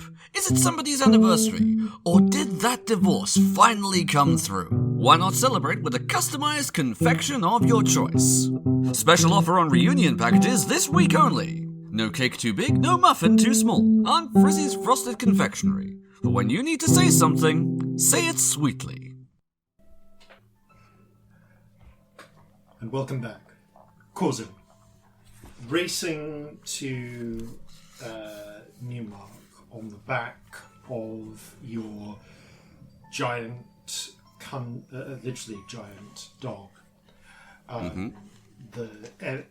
Everything passes you by in a flurry of colour and motion, possessed of a single desperate urge to get back to your wife and son. You barely notice anything of the streets. You're moving too quickly, but as you get up to, as you race forward past crowds of people who stare on with those who haven't seen the giant dog before, with shock. The guards at the gate recognize the giant dog, and they wave you through very quickly. I wave back. You find yourself racing up towards the gangplank onto the Kraken's Bane, and find the deck eerily empty. The door to your cabin, to the stateroom, is slightly ajar. Molly? Corzin? There's a creaking sound from the stateroom. I dismount. You dismount. As you rush in, you see it's dark in there. The curtains are pulled, and you can faintly see an elderly looking male halfling figure. Father, it's been 86 years! How could you? Okay. The effect is slightly spoiled by the fact that you immediately hear a muffled snigger from the armoire. For a split second, against all rationality, Corzin has a moment of, and then goes, "Oh, you fucker!" And the window, the armoire pushes open, and little Corzin jumps out. Ha! Got you, Dad! I grab him up in my arms, I spin him around, and I look like I have every intention of never letting him go again. Oh, he is overjoyed and giggles with glee as you. You're not playing it there. He's overjoyed. He giggles with glee, and there is this, and you hear a sort of a gay laugh from the other side of the room. As stepping out of the little Corzin's adjoining chamber, Molly, it comes out. See, I told you it'd be worth the effort to set this up, didn't I? As she kind of she grins and gives you a tight hug from the side. You spot more figures coming out from hiding. Watcher Wheels kind of pulls herself out from under the bed and draws back the curtains. And you can now see, sitting in the chairs, the elderly halfling. You recognise with his weathered olive skin and grey hair, as he kind of puts on his little black glasses, the blind sailor, elderly blind sailor Pete the Nose Hipplebury goes, "So I take it he's back then." Amazing. The oldest halfling sailor on Yes, the and crew. for that you'll have a raise. Shall I hold you to that one, Captain? Good to have you back. That was a fucking good accent. Good to be back. Oh, Yeah. thank you. I can't do that shit. My voice doesn't change. The various members of the crew come out from where they Kind were. of assuming we're not long Oh behind. yeah, no. You're you can step in a couple of moments behind. yeah. You can see now other members of the crew are coming up out from the hold, or, from below decks. Molly is has that. Yeah, there's a layer of annoyed, but it's overcome by the glee at seeing. Yeah, I am going to say to her in full view of her, Molly, I am so sorry. We honestly thought it was going to be 3 days. None of that lip. There's a party to be had. Where the fuck's the music if there's a party? I get my guitar out. It's very urgent. I don't hear it. It's time. We're back. Great! You start playing. Belle, how are we doing? There's a call from below. Still another 20 minutes till the cake's ready. Cake? Okay, Where's well, in the 20 cake? minutes there's going to be cake, but... Fucking amazing. Oh, that's ages. Molly, I cannot stress this enough. Yes, dear. And and within 20 minutes, you are so long. being feasted upon cake amongst many other, amongst various other delicacies, including actually quite a lot of a surprising amount of fried chicken. There's some of the table, the galley is like real. It is decked out. Most of the crew are there to welcome you back. There's a brief moment where you can't really make out of the tables who's doing some of the catering, but you swear you see a figure wearing with like a colander on their head pass by. As Molly's going, yeah, it turns out that Jim Diamond's chap does catering in a hurry. Oh, you learn something new every day. Yes. I want to, very briefly, we don't have to say what I say to them. I want to send to Clara and Saran. Okay. I mean, we can do what I say to them if we want, but... You can do what you say. All right, I don't think it'll be too long. Yeah. I'm going to start with Clara because I'm more worried about her. Clara, darling, so sorry we were longer than expected. Sorry for worry. But we're back now. Party on Kraken's Bane. You're invited. Lots of love. You get a response back. Thank the Regent. Clara's raised Regent. Regent. I'm glad you're okay. We'll be along soon. Saran, they're back. She looks happy. We'll see you soon. Save me some food. If she's told Saran, I will leave it, actually. And very quickly, and so with this celebration place, other figures begin to show up. There is as this sort of spontaneous party spills onto the deck, slightly around. It definitely attracts a lot of attention.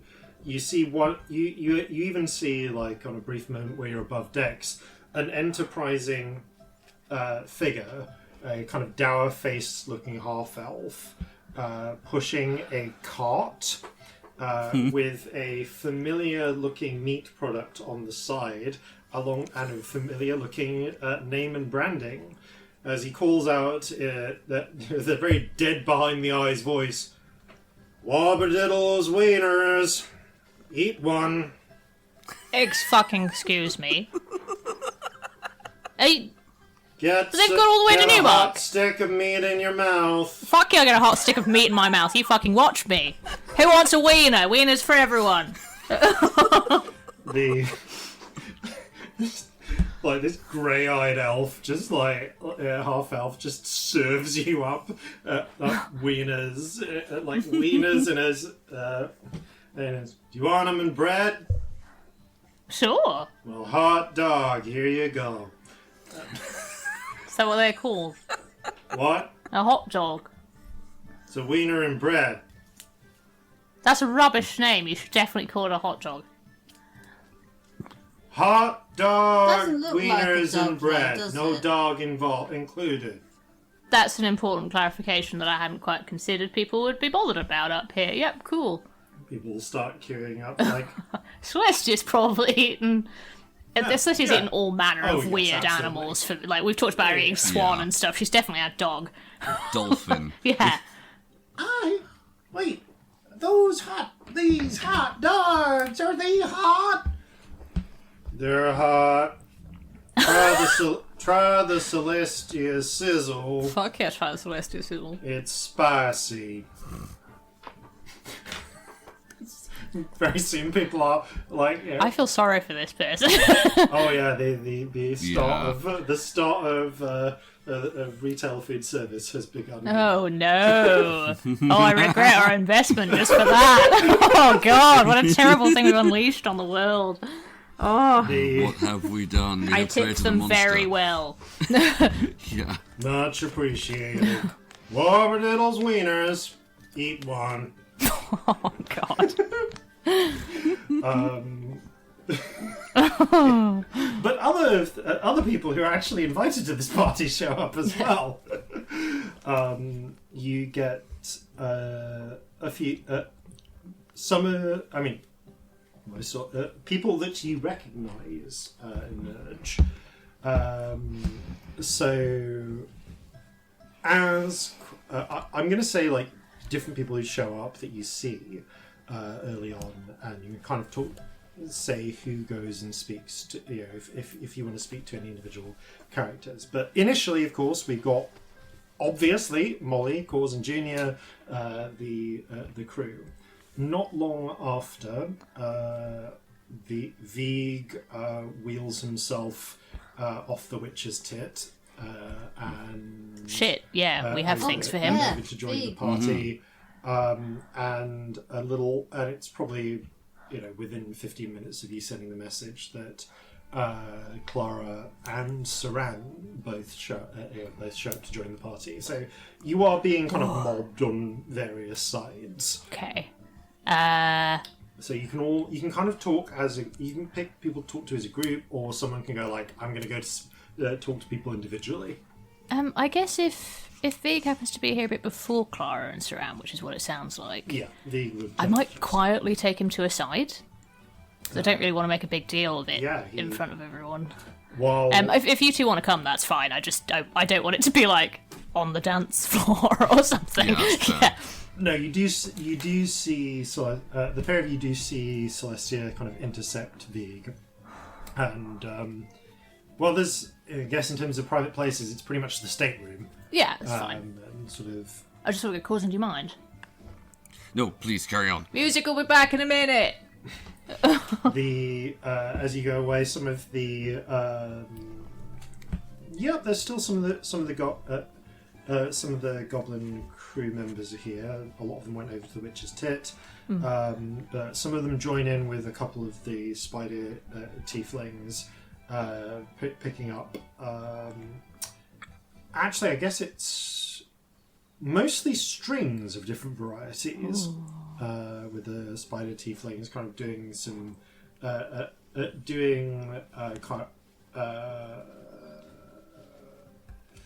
also, I guess also it'd be strings, but with but more kind of like bowed strings from the goblins, and more and some little sort of plucked string type instruments that vaguely resemble like oddly shaped harps.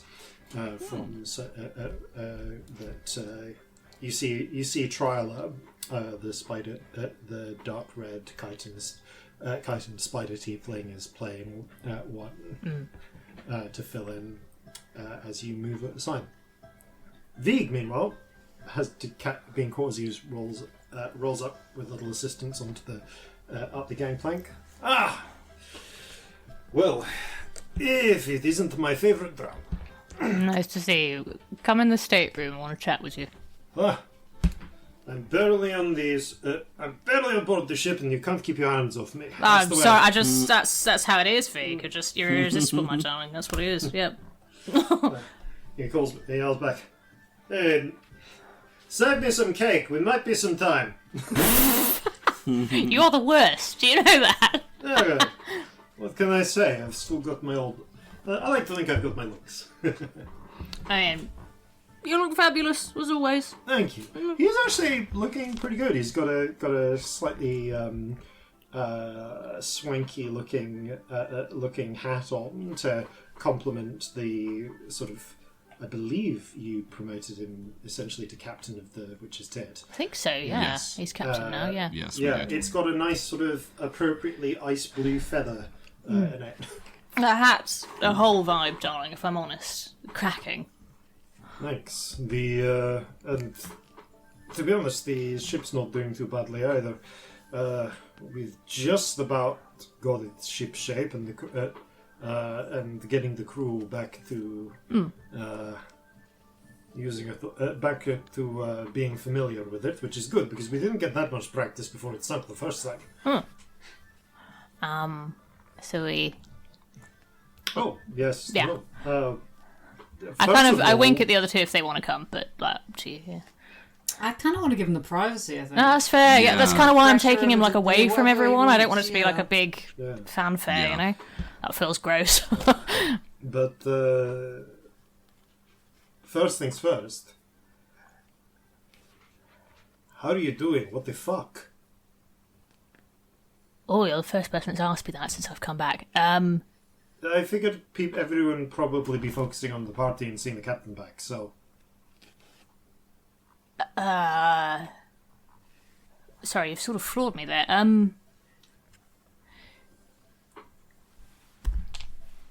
I've no idea, Vig. One of those weeks. I don't think you've ever had one of those weeks, and that's not me trying to be patronising. Like, I'm not sure anyone ever has had one of these weeks. I don't know, I've had some weeks. True.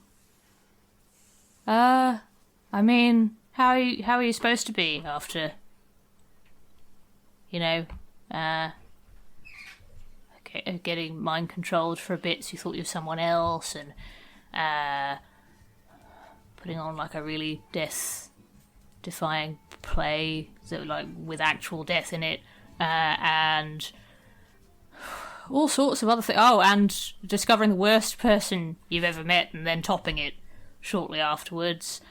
Discovering that a lot of trauma that you had in your life is due to like one person fucking up another person and then them fucking up your whole society. And also another withdrawal, just, you know, as a little treat. Yeah. Well... A lot of magically improbable things. Not saying you're not experienced, but From my experience, with 4/5 of that happening in a short period of time, shit. Fair. because, you know, my father was Bloodbeard Brandy. That's true. I No, you make a good point. Yep. stayed in a career of piracy for 40 years, so I'm going to advise you to not follow my coping strategy. What's yours? Kill a load of people? Get in a load of fights? That's what you generally Pretty much, have advised me yeah. to do before when I've been feeling bad. Has there been a change there? Are you not advising me to... Last time a little while ago, you were like, oh, you hit people for a bit, you'll feel better. Yeah. That was like ages ago, though, to be fair. No, I mean, to be a bit blunt, it was a bit easier to hit people then. I can shoot people, but I haven't got the arm reach I used to, as it were. That's fair. Also, look,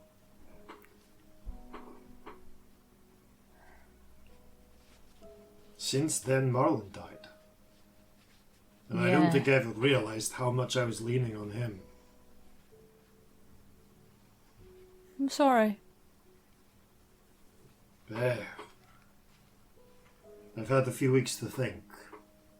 You know, stopped for a bit, and Yeah, I guess. I haven't really. I mean, people like us stopped. don't really do that, do we?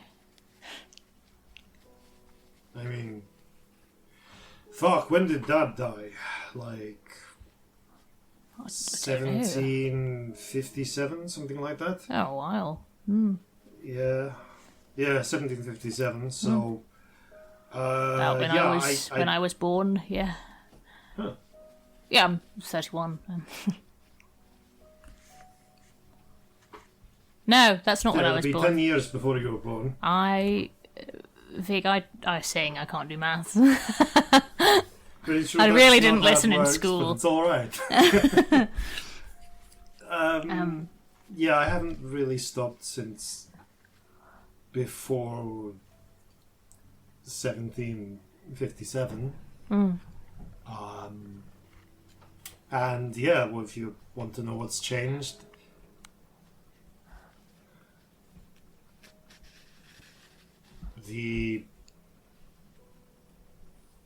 my brother died, and then I kept fighting for a year, and then I stopped. Yeah. And Sounds hard. yeah, and there was some time where I couldn't get the anger out, and found there were other things to feel and think about. Huh. So I'd kind of recommend, try and skip that step and don't get stuck in the hitting things. You keep feeling angry. I don't really hit things. It's not really my thing. You've passed step 1 already. I just think I'm a different step 1. Probably. Yeah, more to smoke a whole bunch of... Have you touched the pipe? No, I haven't. Not... Good on you. Thanks. I really fancy it at the moment, but... yeah. Yeah, thanks.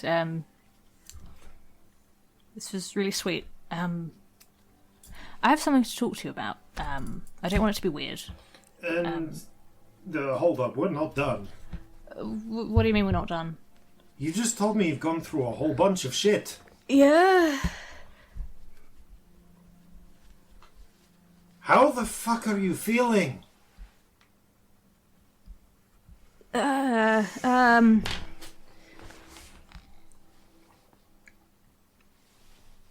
one ever asked me this, so we're here. Why is it so hard when someone asks you that? It's I don't know. People didn't. I thought I was all right. Because I was doing songs and all that, and then you asked, and then I threw it off, and then you asked again. I don't know how I'm feeling. I feel I'm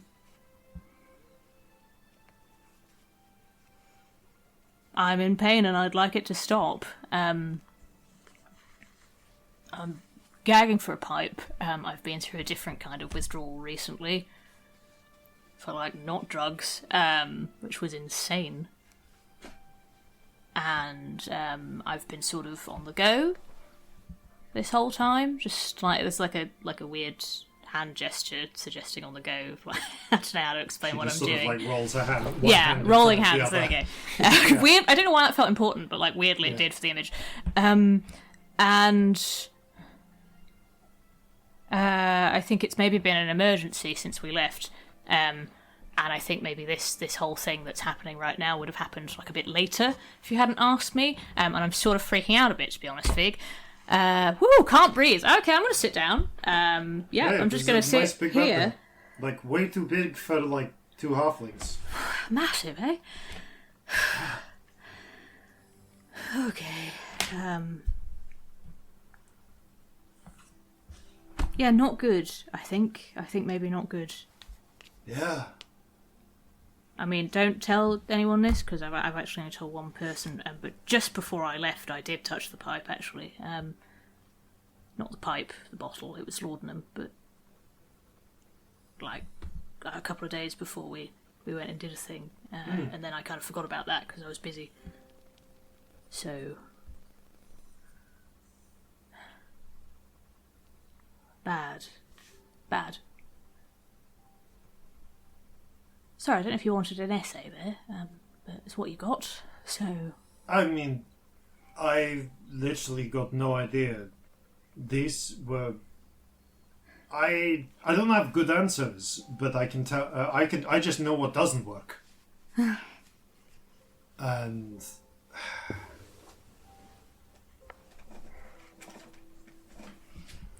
sometimes, how can I put this? I've been where you are, or something like it, twice in my life. 3 times actually, but one of them I was very young. And I don't really remember a lot of it. When Dad found me. I've gaps, so I understand. But Different points, but yeah. the second time was after Dad, finally bit it. And honestly, all of the shit leading up to that was happening, and I assume it took him by surprise, because fuck knows he, dodged death enough times, seemingly out of nowhere. But Not out of nowhere. well, indeed. That was actually the thing, the withdrawal. I separated from it. I'm like really stupid now. Do you think, was it the right thing to do? Yeah, but I can't think like at all. And I guess this is how it was before, but I Fuck. figure that probably wasn't stupid. Again, I'm not one who usually does the right thing, but I'm just trying to think of the things that Marlin would have said. And that's the sort of question he would have asked. Look, there's a reason he was the captain. He was always good at this stuff. And after Dad, he was part of what kept it all together. I didn't do well. He didn't have all the answers. He was younger than me. But he was kind though. yeah, he Counts was. for a lot. I didn't rate it as being worth much for far too long. Me too. Maybe that's what would help. I don't know, but punching your way through it will only make you feel good for a little bit. Yeah, right now I just kind of want to drink a whole bunch. Hey, I'm always down for a good time and a solid drink, but, I've seen men drown in the bottle. Really? Oh, I mean, literally, yes, as well. What? He How grins does a that little. work? He grins a little. Well, it takes a little bit of effort, but bad time. It's really fucked up. I know that I'm one to talk, but that's really fucked up. Oh, trust me. I'm not judging you. I'm just I've seen some shit, and that's up there. I can't. Let's just say you can drown in a 1-inch puddle if someone's dedicated enough. Yeah, you can. But anyway, there's this one time 3 halflings in the vineyard crossed this. We're not getting into it. The point is, by the way, if you're ever in the wine, if you're ever buying wine, Surefoot Brothers 78, don't buy. Bad batch, bad year. Now, I'm going to ask you when we're a few more in at some point. Not right now, though. like I said, 3 halflings and a vat of wine. Now, that aside, I felt like this 2 or 3 times after Dad died, and after the fucking warehouse fire. And it took me a time to realize why those felt the same. Because I put down the first time to, the whole pirate kingdom collapsing and being hunted by everyone, and the chain of backstabbing and betrayal and keeping an eye and having to watch our backs. All of those things feel like they'd count. Yeah. Certainly. But the thing that I actually realised was in common was loss.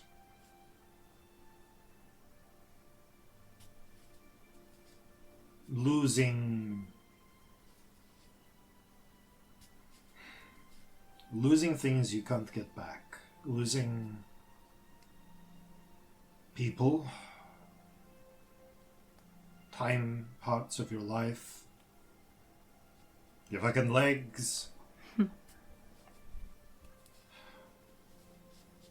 I say it twice because I don't think losing Marlin hit me until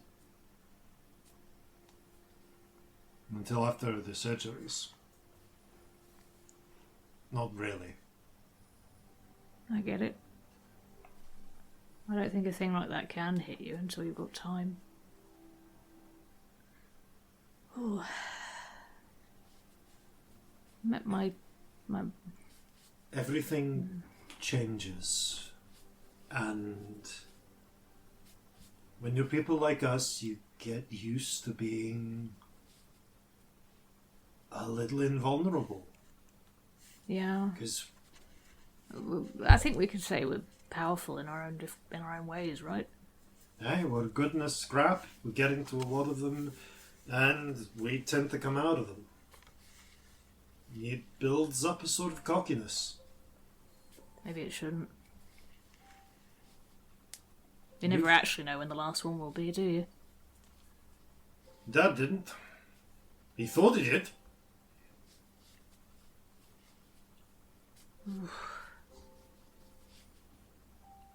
And yeah, someday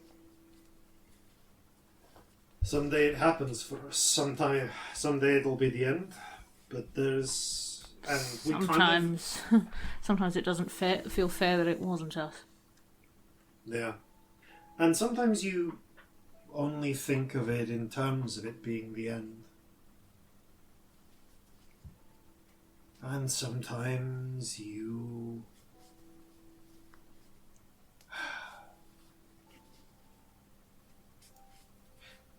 Sometimes you carry on, but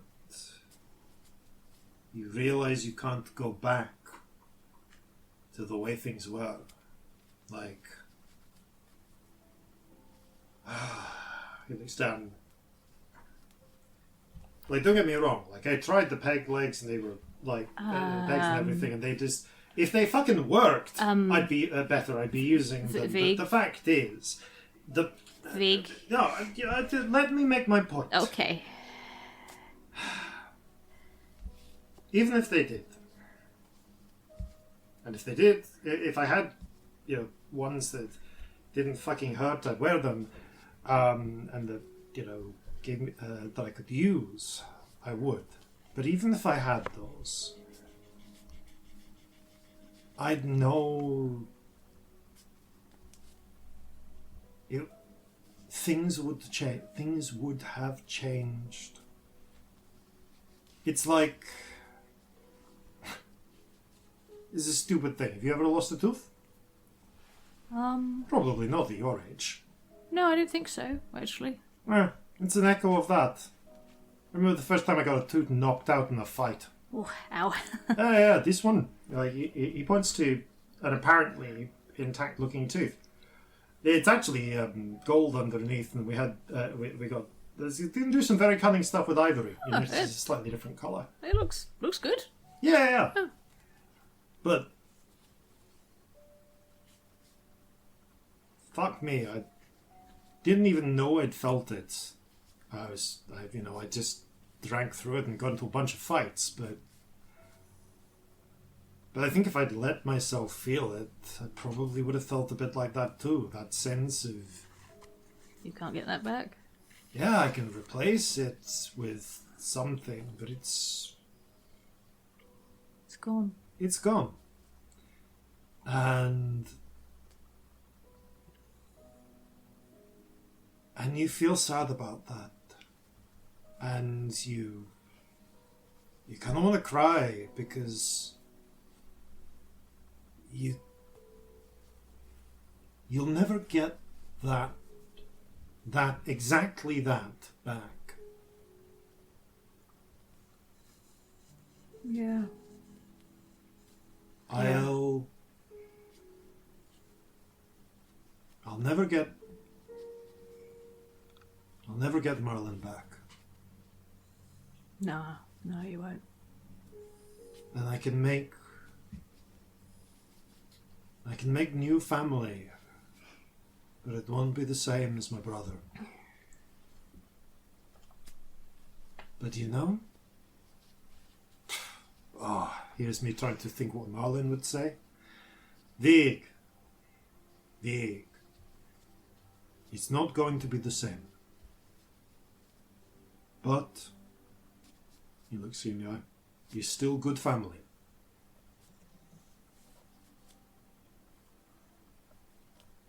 Thanks.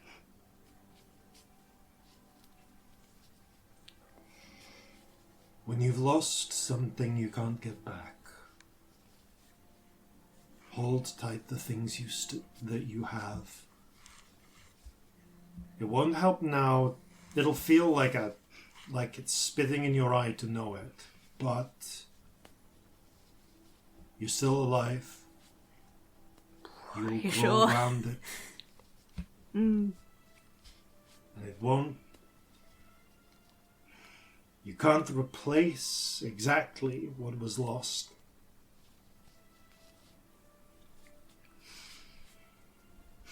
But there is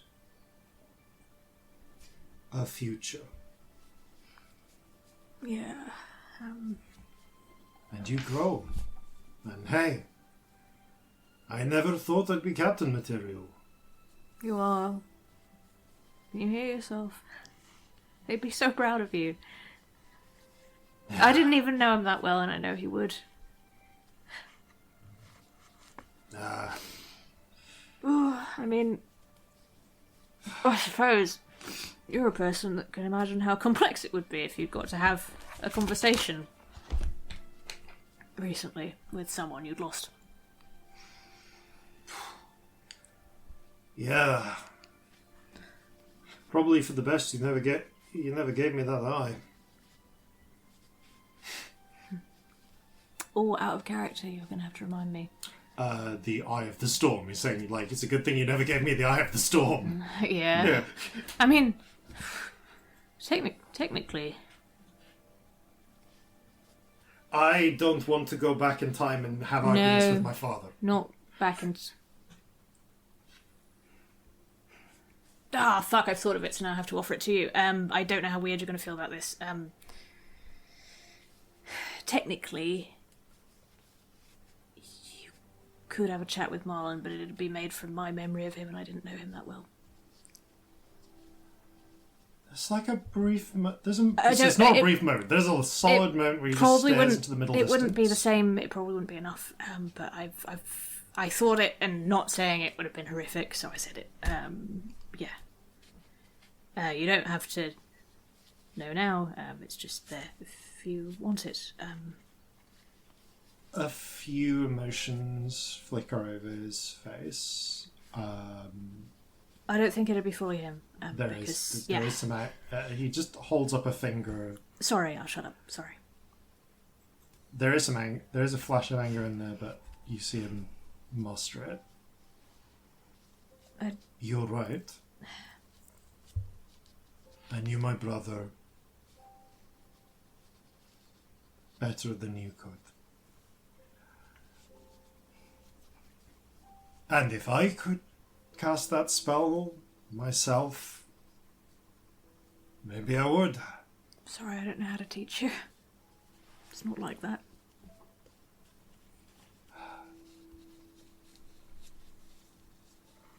I appreciate the offer. Sorry. But I already have memories. Yeah. That spell? Is this a spell? Yeah. That's a seriously double-edged sword there you've got there. It's a mess. It's my fault she died as well. Not in a survivor's guilt way,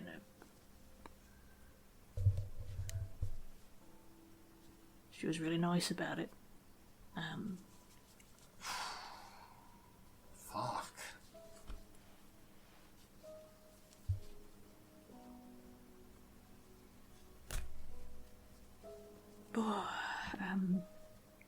Sorry about all this. Sorry for everything. It's alright.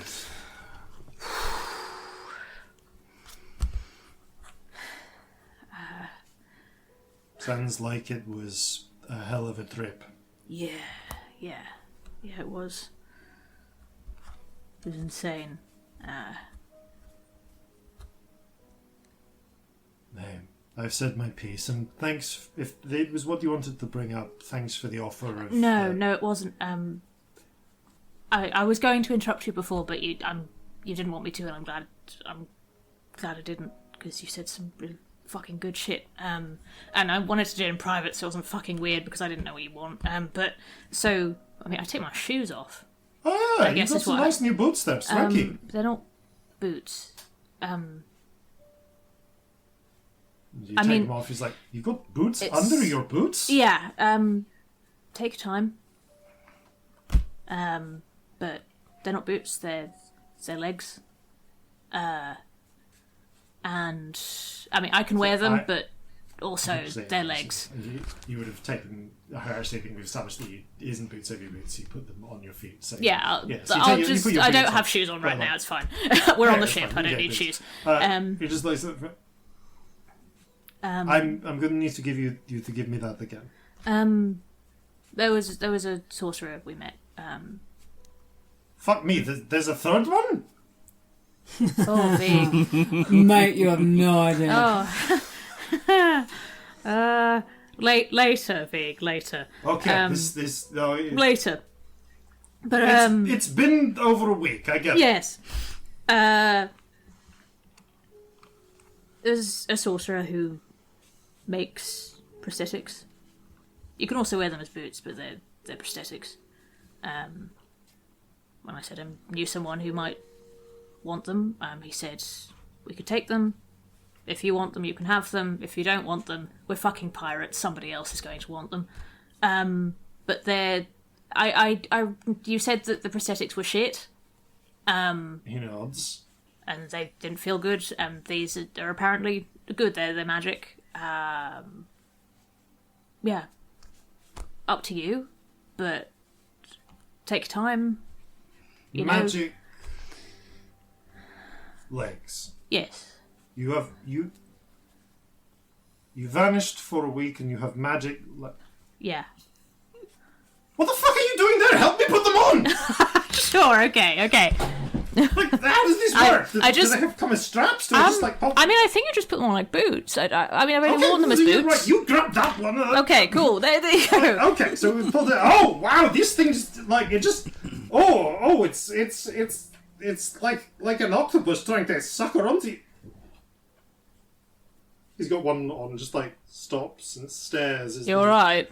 As the boots sort of melds to his leg, and then shifts into a copy of a half-elven foot, but in silver.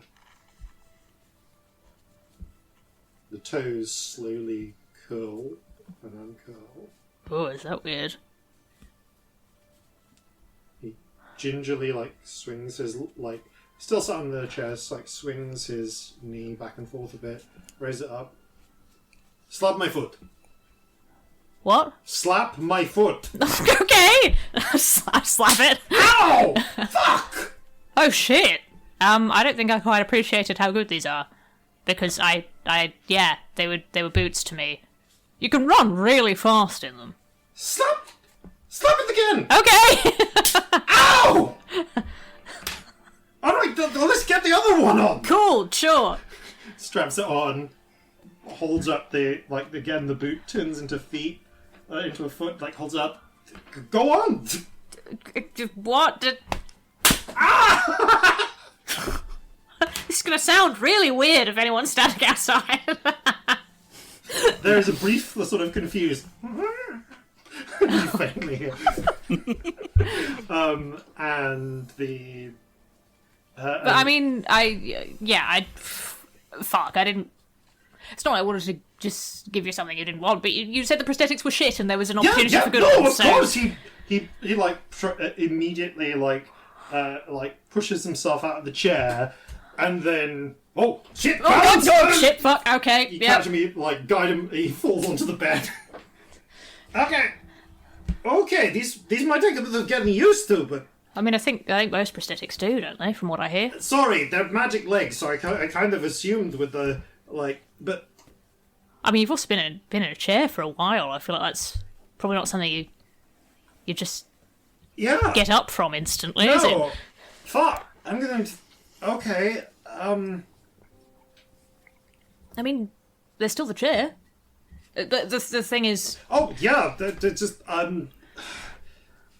If you when want we're to. done here, can you just get someone to send for the? Can you send someone for the crutches off the witch's tip, because I have magic feet. I want to be up on them. Give me a sec. Yeah. I messaged Corzin and Scamp. Could one of you send for the crutches off the witch's tip, please? On it. Thank you. I mean, there's probably actually some in the ship or store or here, like right? the med bay, whatever. Yeah. You within a couple of minutes. There's... Like we could probably just get some from Aljin, right? Yeah, in fact, almost certainly. Aljin turns up, knocking on the door. Hello? I have some crutches. You alright for the ship's doctor? Don't feel okay? Yes, Yeah, no, cool. come in, Aljin. The dark-furred bugbear kind of who you recruited way back in Seoul comes in with these with a pair of crutches, raises an eyebrow at Vig, sitting on the bed, wheeling his silvery toes. Eh? Magic legs? Yep. Well, you don't see that every day. You don't, I suppose. Oh, fuck you, Arjun. Give me the crutches. Yes, sir. Takes the crutches and, a little unsteadily. Not for, with the legs being what they are, not for lack of strength, but just being unused to them. It kind of gets Just move to his differently, yeah. feet. While kind of adjusting the, lying on the crutches a bit, but I'm taller. Well, that's fun. Look at him. Yeah, a couple of inches taller. You are taller. Even more so with the fucking hat. It's huge. Yeah. Puts the hats. Adjust the hat from where it's skewed a bit on the bed. I mean, I don't think I'm going to be joining any dances tonight, but maybe I can go for a stroll on my deck.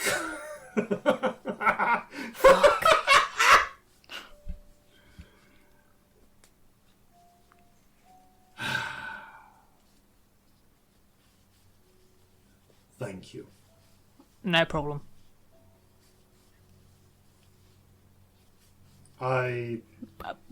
Yeah, as soon as they were a thing, obviously. Anything I can do. Ever. You name it. You already have. Thank you. Yeah. But now I can do it with silver boots. They're quite fancy, honestly. They look You good. just sort of... He frowns at them and they morph back into boots. Oh, that's weird. Ugh. Ah, look, he kind of rocks backwards and forwards carefully. It's like they crinkle like leather and everything. Weird. That looks really bizarre. Yeah. Oh, okay. The Haojin kind of awkwardly sends their productive trip then.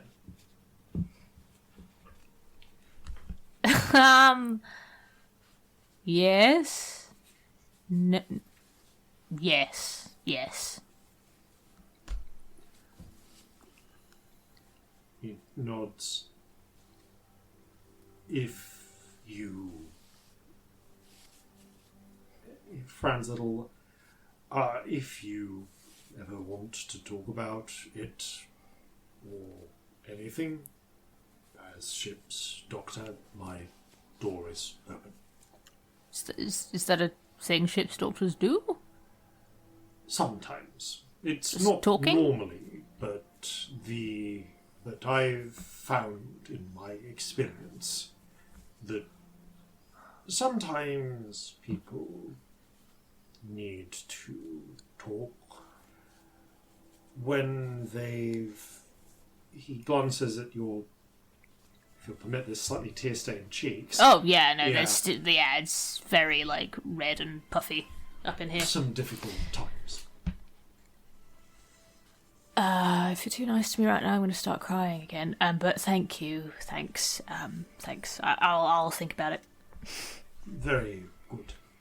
Captain Vieg. Right. As you stay close, just in case I fall over. Let's walk me out and get me some cake! Fuck yeah! It's so time for cake. And he's going to do just that, to some frank astonishment and cheers from the crew, because Vieg himself absolutely will make a spectacle of this. Oh yeah. But But that's on yeah, him. yeah, Like, but he very much. But he gives you a smile and a nod again before stepping out. return it, just sort of quietly in the doorway. So, while that's happening, I guess Scamp and Corzin. There are, figures that turn up during, there are the crew, Molly and Corzin.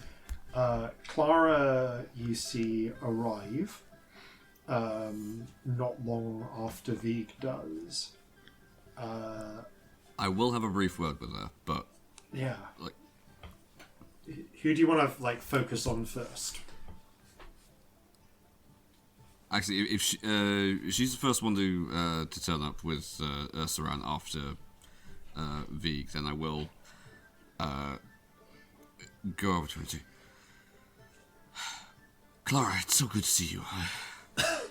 How are you doing? Under the circumstances, things have been going well. I was trying to find you again after the last message, but couldn't quite manage.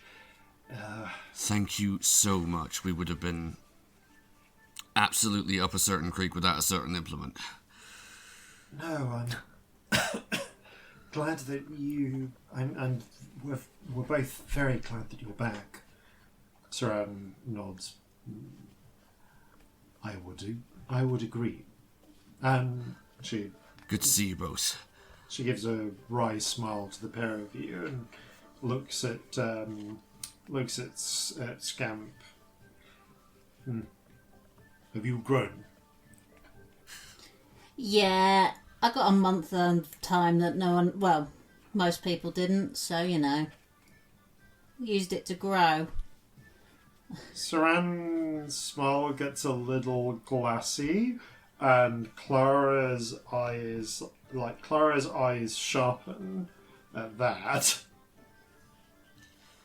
Sounds like you've gone through some very interesting times. Then. Suffice to say, we've got a lot to tell you, but... No, honestly, it was the most boring 1 month in a room not moving. Interesting's not the word. I would say no. That sounds interesting, given that you've been gone for 12 days. Yeah, I'll give you that one. Yeah. And would you believe it? That was only, like 1/12 of what happened to us. From you? Yes. Yes, I would. It's been relatively quiet here. Really? That's so unlike this place. At least my experience of it. I think you'll find nice. that's us. That's the impact we have on places. They have built up walls around the whole ant problem, but now... Oh, God. Oh, yeah, I forgot about that. Sorry about that. We're still looking at ways to try and fix that, but they're at least contained. Yeah. Large amount of poisoned sugar. Well, we do have the sugar and the poison, and I could certainly make up poisons, but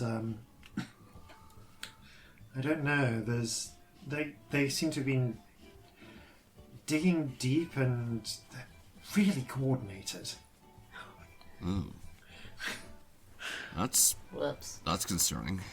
Well, ants are, at least from what I've been able to read about them. Well, like you say, at least for now they're contained. Saran kind of snorts a little. I remember we once had back at the palace, my erstwhile lover once had to deal with an ant infestation that nearly ruined a set of 8 villages. This feels akin. That's a story we'll definitely have to share over a bowl. But, Clara, there's something that I need to share with you that we found when we were in the place that we were. And Corzin will pull out the rather sort of nondescript looking vial that he acquired in the library. She moves close, and Saran sort of almost reflexively kind of moves into position and spreads out her slightly billowing clothes to obscure the view from onlookers. This, if we can figure out how to replicate it, can cure smallpox. Okay. Okay. I can think of no one better to have this than you. She hesitates a moment, then carefully takes a step, extends a hand. I will, close her fingers around it and say, So keep it very safe. She nods. I have some places I can get to that are very difficult to reach.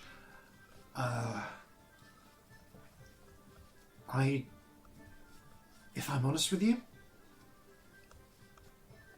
I don't have the slightest idea how to replicate this, but I know who did, and she's got to have had some notes about it somewhere. Alright, well, whatever assistance I can render, you've got it. But for now, I think this is probably the best place for it. She nods hurriedly, and slips it away into her clothing, into a concealed pocket. If she'll permit me, will give her a big hug. She smiles falteringly, but then more solidly, and returns it. Saran gives a slightly her usual slightly thin-lipped smile and looks to Scamp. Is your third member around? Yeah, she'll be out in a minute. She's just having a little chat with Vig.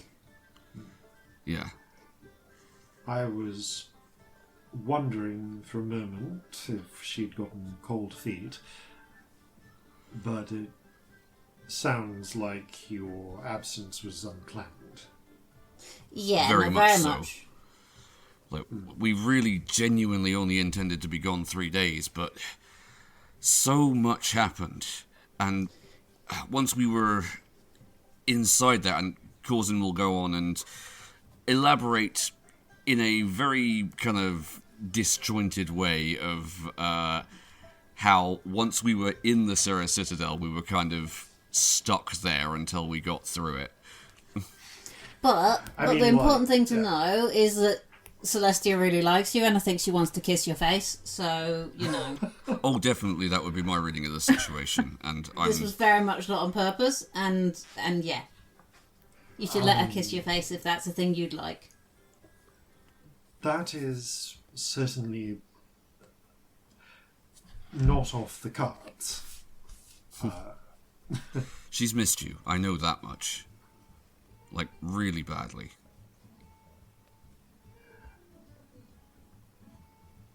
Well, Saran looks a little uncomfortable, but smiling.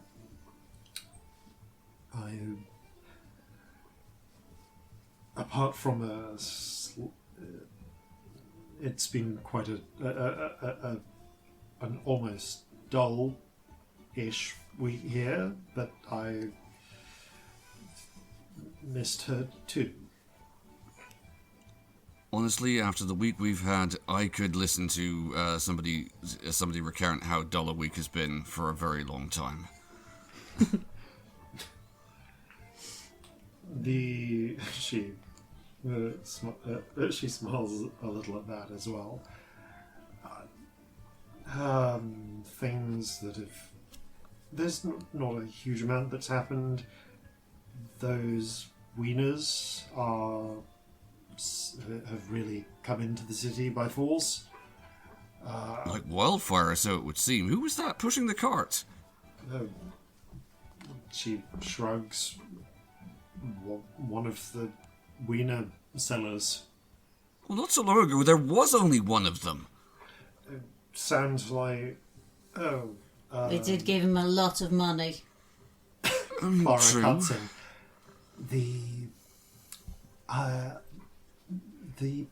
This Warburtittle person, it sounds like he got a contract to supply the army, to supply all the rebel forces. So... Oh, that'd do it. So there's wieners in every soldier's rations now. And at that point, why not bring in these carts? Which, kind of a new idea, but... Well, no, not a new idea, but...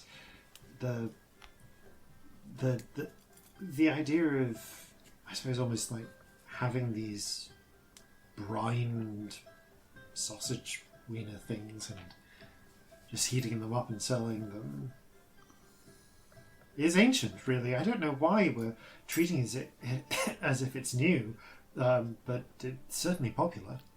Well, if anyone knows that an army marches on its stomach, it's Alton Appleblossom. "You're right, you are!" So comes a voice from the sort of area going down into the gangplank, assuming you're in the gallery. Alton! Come here! And I give him a big hug. Gives you a hug back. Just got the word that you come. Well, I just got the word that someone saw your the big old dog up on the docks slobbering its way through town. Yeah, I can't miss that one, can you? Thought I'd. I promise you it's house-trained. I'll believe you. I think I seem to recall. I think that thing showed up during the big fight as well. That's right. Listen, I can't stay long. I just wanted to pop my head in and see you all for myself. When you've got a minute or 10, or let's be honest, when you got some time in the next couple of days or so, after you've caught up and so on, come and have a chat. There is something I could use your help with, not now, but in a month from now. Right. And might be better for you to, be briefed on the whole thing ahead of time. Yeah, we need a debrief with you at some point. But it's good to see you again. It's good to see you too. Kept this whole place together while we were away. Just about. As long as the ants don't undermine us. No, seriously. We'll see what we can do about that. Yeah, no, we've got our wizards looking at reinforcing some stone under the ground, and like it looks like long term we might need to like drive some stone into the ground down to the bedrock around the whole area to be safe. Probably to be on the safe side. Yeah, if you've got any magic that can like shift huge amounts of earth, or I can give you an earthquake, but that's not very controlled. I don't, but I know someone who does. I think that would make it much, much worse. Yeah. So much worse, actually. But yeah, if you no, at this point we really need to just like encircle that whole area in stone and then build a wall around it until we can figure something out. We've tried poisoning them. We've tried just coating the place. We tried just fireballing it repeatedly. Those ants are tenacious. Wow. What? But that's not a problem to think about right now. I'm just glad No, quite right. glad to see you all back safe. Yes, likewise. And have a slice of cake. Oh, haha! Thank you very much. Oh, I miss Belle's cooking. He gladly digs into a slice of. I mean, this with the amount of notice she's had, sponge. It's pretty much a Victoria sponge. A victorious sponge. A victorious sponge. Yeah. That's the. Oh, that's what it was. Yeah. All right, we don't have to I'd play it like out, but Corzin will check in with the other officers. Oh yeah, they report back in. You get kind of the news that like you get the news you expect things are going on, are coming together. Witch's Tit is ship shape. Molly, as Brief pointed out, the ship. Just so you know, my darling, the shipwright's called. They're going to have the three ships they're restoring ready for the start of next month. So you'd better be able to. So you better make sure you've got 1,900 gold pieces for them by then. Right. Yes, I haven't forgotten. Good. Surprisingly, but no, we'll. It's 19,000, isn't it? 19,000. Sorry, did I say 100? You did. 19,000 gold pieces. I know what you gold meant. crowns by then. You know what? That's such a happy problem to have. I'm both glad you feel that way and also deeply concerned by that. You and I are going to have some words later, and I want to hear. Oh, don't worry. I will everything. tell you everything, but it's going to take a while. It's all right. I've We missed have you so time. much. She hugs you tightly and just. I know it's not gonna happen until you've killed that bloody squid. But one of these days,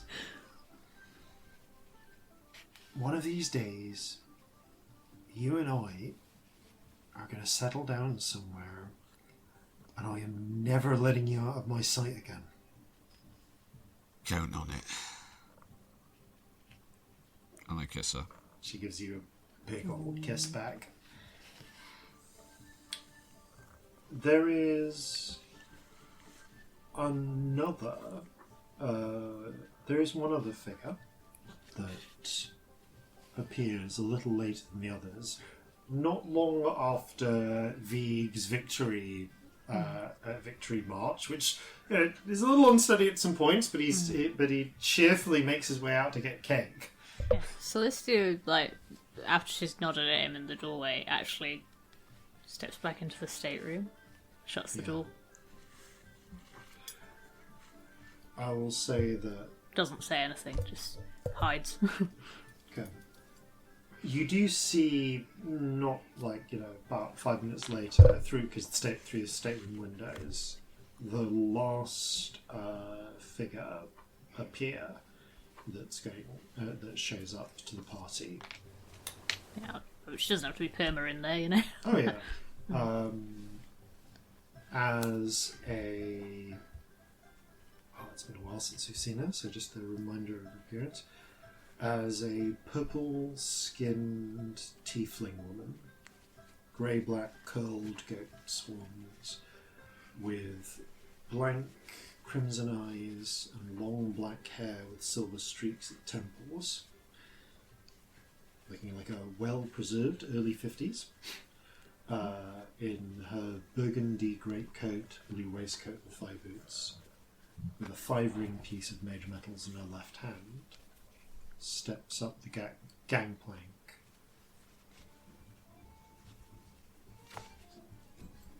Victory, who's been busy talking to, I'm going to say to, what's his name? I've got him down here. Auden. Our classic burly bald human seaman, turns around, Mum! And just bursts towards her. There's a moment of relief and shock on Vasilis's face, and then she goes down to one knee and just tightly hugs Victory. Just as tightly as she can. After a few seconds, Mum, I can't breathe. Sorry.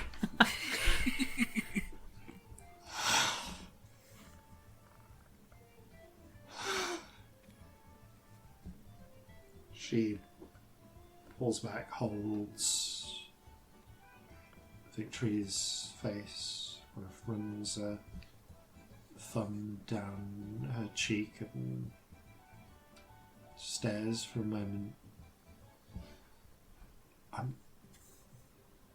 It's going to be all right, Mum.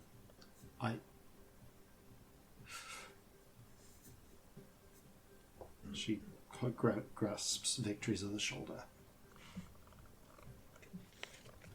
Are you sure? Yeah. Yeah, I think...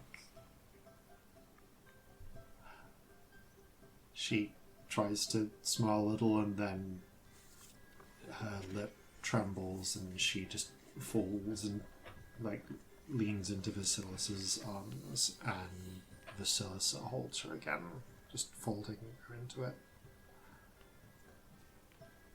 She looks up after a moment at Corzin Scamp, gives a sort of nod to Corzin Scamp.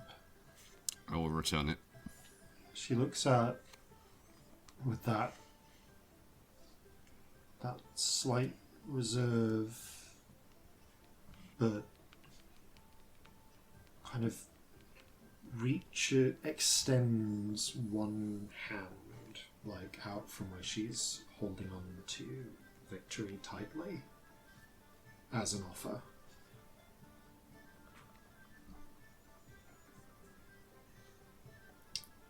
Huh.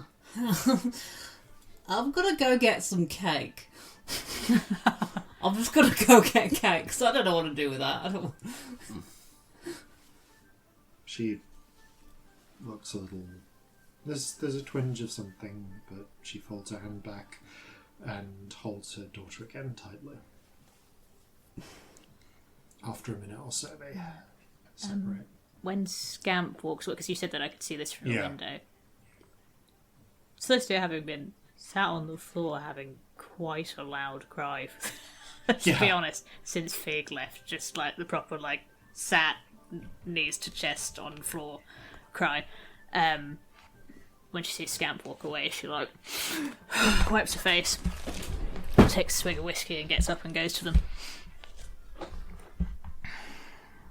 The pair of them kind of separate carefully and stand up. Victory kind of bows and rubs her eye a little.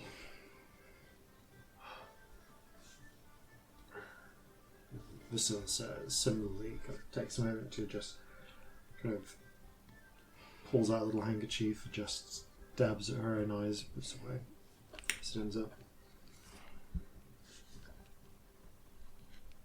Thank you for bringing her home safely.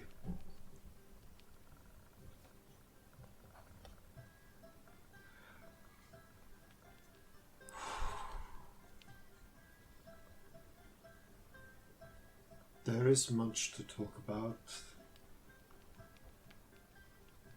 She looks at the party. I'm with Scamp, but like Yeah. that's Oh, okay. what's I haven't Right, gone to her. okay. I've gone to Scamp. gone to If Scamp. Scamp left, I've gone to Yeah. Scamp. I've yeah, walked away absolutely. for cake. I I'm read. not Sorry, sticking around wasn't- there because I Sorry. don't know how to do Sorry, this is one of those moments of like them plural versus them singular. Totally, yeah. No, I I assumed you were going for a fucking confrontation. no. As soon when Scamp left, I went to Scamp. Yeah, okay. Yeah.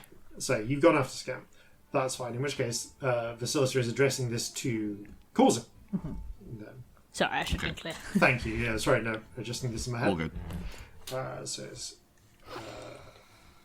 Celestia goes off. Yeah, stands up, looks at Corzin. Thank you for bringing her back safely. She's been invaluable, and we wouldn't have got back safely if it hadn't been for her efforts. There's a slight proud smile and one on Victory's face as well that has a sort of fierce pride to it. From one parent to another, though, give this time. There was a lot. She nods. A little stiffly, but nods. So, you saved them all, huh? Yeah, I did. I'd expect nothing less. Good on you. Thanks, Mum. Corzin will smile at Victory.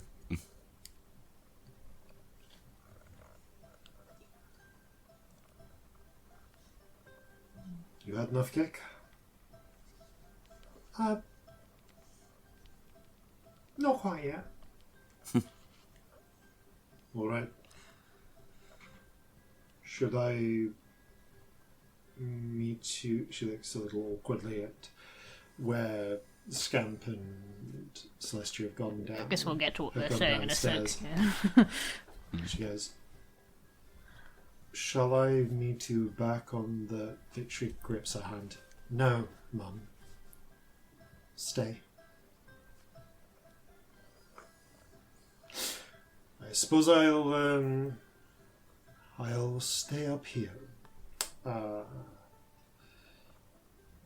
you would care to fetch me a slice of cake, Vic? Yeah. She doesn't let go of her hand.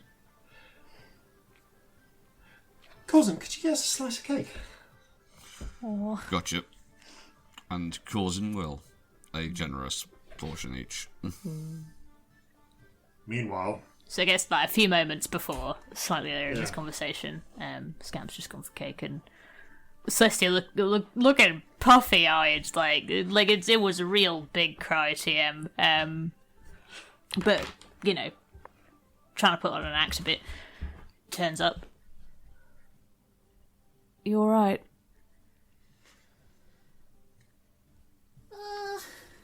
Oh, that there's a question. No, sorry. No.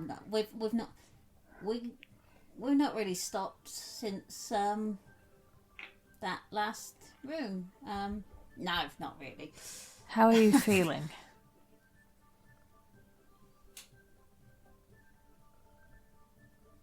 No. Someone just taught me that it's maybe good to actually ask that question. Yeah.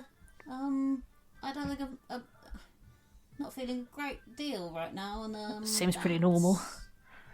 No. This is the not feeling that I definitely should be. The fact I'm not means that I'm going to be later, or if I don't. You will.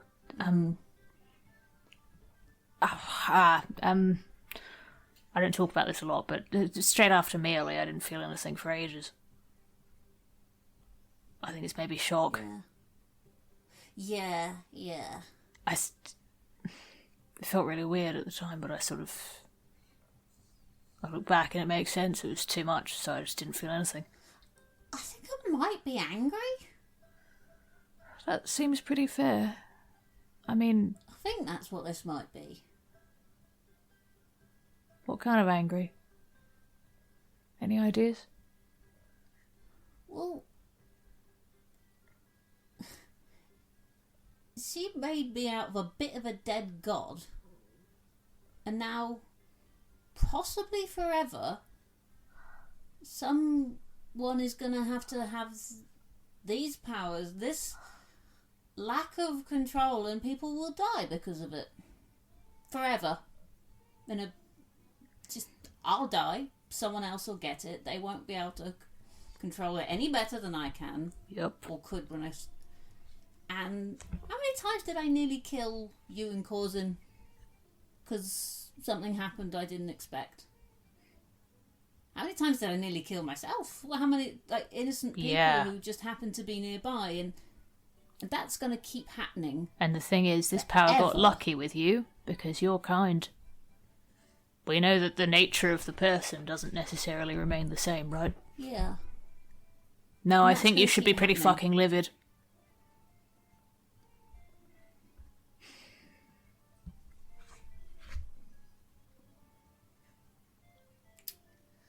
So that's a thing. What did you say?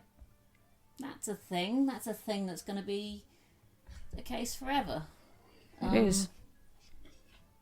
I shouldn't really exist. Yeah, you should. What would we do without you? I don't know that I could do enough good in one life to undo the damage that other lives will have in the future. You can't take And responsibility I know for all that. Oh no, but she should. She should. She's the one who did it. Yeah. And but also she can't, because you can't take responsibility for something that big. But you're right. This is... And every time I make a decision that puts myself at risk, it's not just me I have to think about. I have to think about where this power's going to go in the future. If I do something stupid and get myself killed, it's not only stuff I can't do, it's stuff someone else might do with it. I didn't need that. I really didn't need that. No, you fucking didn't. You really didn't. There's a lot. I think being livid sounds pretty appropriate. Yeah. So I'm going to eat a lot of cake, and then I'm going to get little Corzin to draw himself a party hat with my magic paint. Sounds like as good a way to cope as any. And then I'm going to eat more cake. And I'm not going to talk to her just yet, because I don't think being angry at her is going to help immediately. I'm not letting go of it. No, but if you want it on your own for a bit first, that's okay. If she never gets any of it, that's okay. If she gets all of it, but later, that's okay. You know? It's yours. Want to know, that's the difference. I think right now, I don't want to be doing anything without thinking. I think that's very wise. She did some things without thinking, and now I exist. For what it's worth, I'm really glad you do. Thank you. I like existing. I like who I am a lot of the time, and I don't like the weight of what I am, but I like who I am. And I get to decide that part. Well, that's mine. I think this power couldn't have been given to a better person. I know she didn't choose that. That is not her responsibility. That's on you for being who you are. Not many people would have your life and be fucking kind at the end of it. Which is why it's so scary that it'll be passed on to someone else. I know.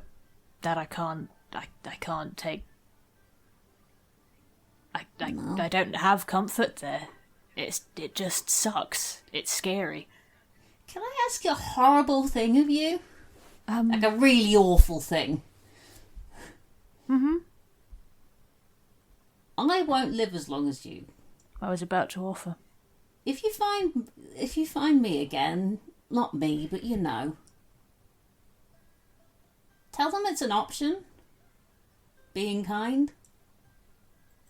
Darling, you didn't have to ask. But it's a horrible thing to ask. No, it isn't. It is. Because, it's a responsibility that is enormous and darling, hard and... I would love to be partly responsible for a future incarnation of you. Thank you. When that comes to pass, you see, I will have lost a very, very dear friend. And there will be a way to reconnect with something of them. That's not a terrible thing to ask, it's a beautiful thing. It can be I'm both. fucking lucky, okay? It is both, it is. It could be, they could be a terrible person, but I will try and find them.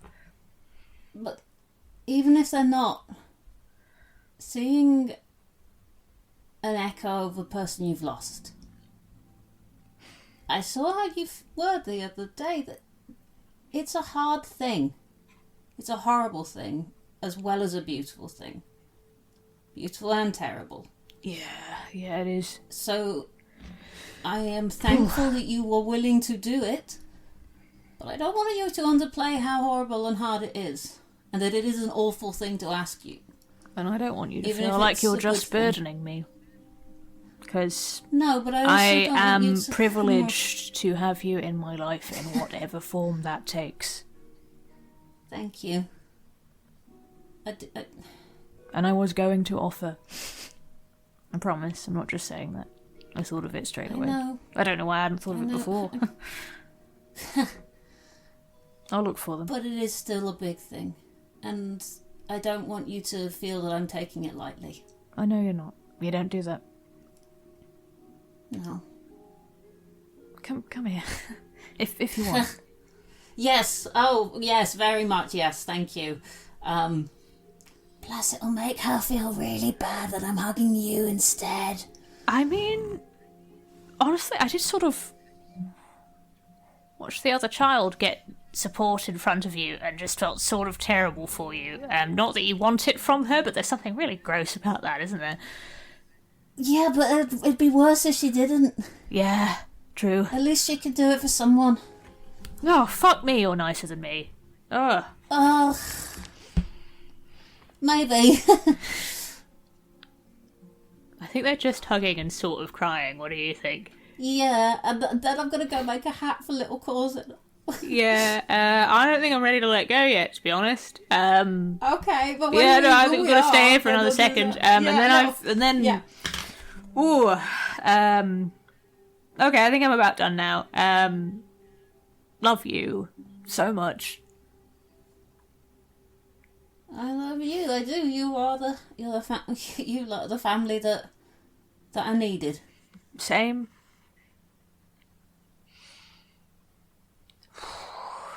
Right, little Corzin, where are you? You haven't got a party hat.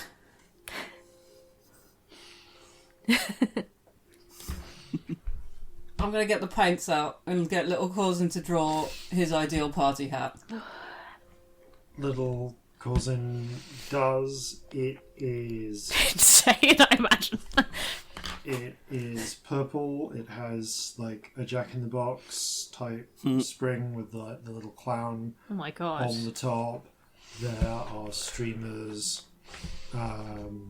There's like, when it's done, it sort of transforms into like a sort of painted, you think, wooden series of coloured circles of like coloured discs. Maybe it was meant to be a flower. You're not really sure, but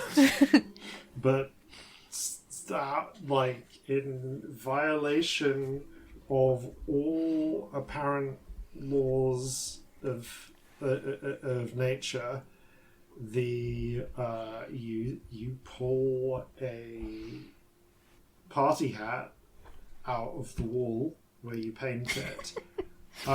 You see in the background the figure of, you know, Herbert Wheelhouse, a middle-aged halfling with sunburnt pale skin and red glasses, who you recall is actually Thurling Thimbleberry, just drop a drink he's been like holding but not drinking, and just like stare like open-mouthed at that happening. Okay, the person who understands magic, like, what? Yeah. I'm always such a fan of like children's drawings being made into things, like when they make cuddly toys out of Love it. based on the things that kids draw, or they draw like a hat and someone knits it for them. Oh. I just love the idea of doing that for little Corzin. So good. And that he gets to do it himself. Yes. And like pretty much immediately the other ship's boys are clamoring Aww. for their own hats. Saran shuffles over with a request from Clara for like for a little for a simple like pointed hat with a star on the end. I would draw the best hat for Clara because I can draw now. Oh, you can. And actually, yeah, I guess Corzin, you hear within the ship, so the way the sector works, it's fine. Ship within ship, you get a message, sort of the familiar sound of a message spell coming to your ear with Vasilis's voice. Captain, Victory would like to know if she can have one with a wide brim. And there's a brief pause. Some silver thunderbolts. The pair of them, like throughout the party, do not leave the little side of the gunnel that they are sat on and like eating cake and drinking with, and they just don't really interact with most of the party, but sit and talk quietly. And Victory is just holding her mother's hand in a death grip the whole time. Oh. I will put in the request. I will make the hat, and it will be lovely. I'll slink off somewhere, I think. And And the party continues on until it winds down, as parties do. And there will be more conversations to have, more people to speak to, and a month of more or less downtime, though there will be some things happening throughout that. Alton will have more to talk about that, but that is for next time. Thank you all very much for listening. Thank you all very much for playing. And from all of us here at Flintlocks and Fireballs, fair seas and natural 20s. You've made it through despite the cost, and now you're back, you feel the loss. You live, you get another chance, and so do I. So come, let's dance. So gather your muskets, gather your spears, we'll plunder the shores of Calcinea. No kraken, storm or spell we fear, so come and sail with us, my dear.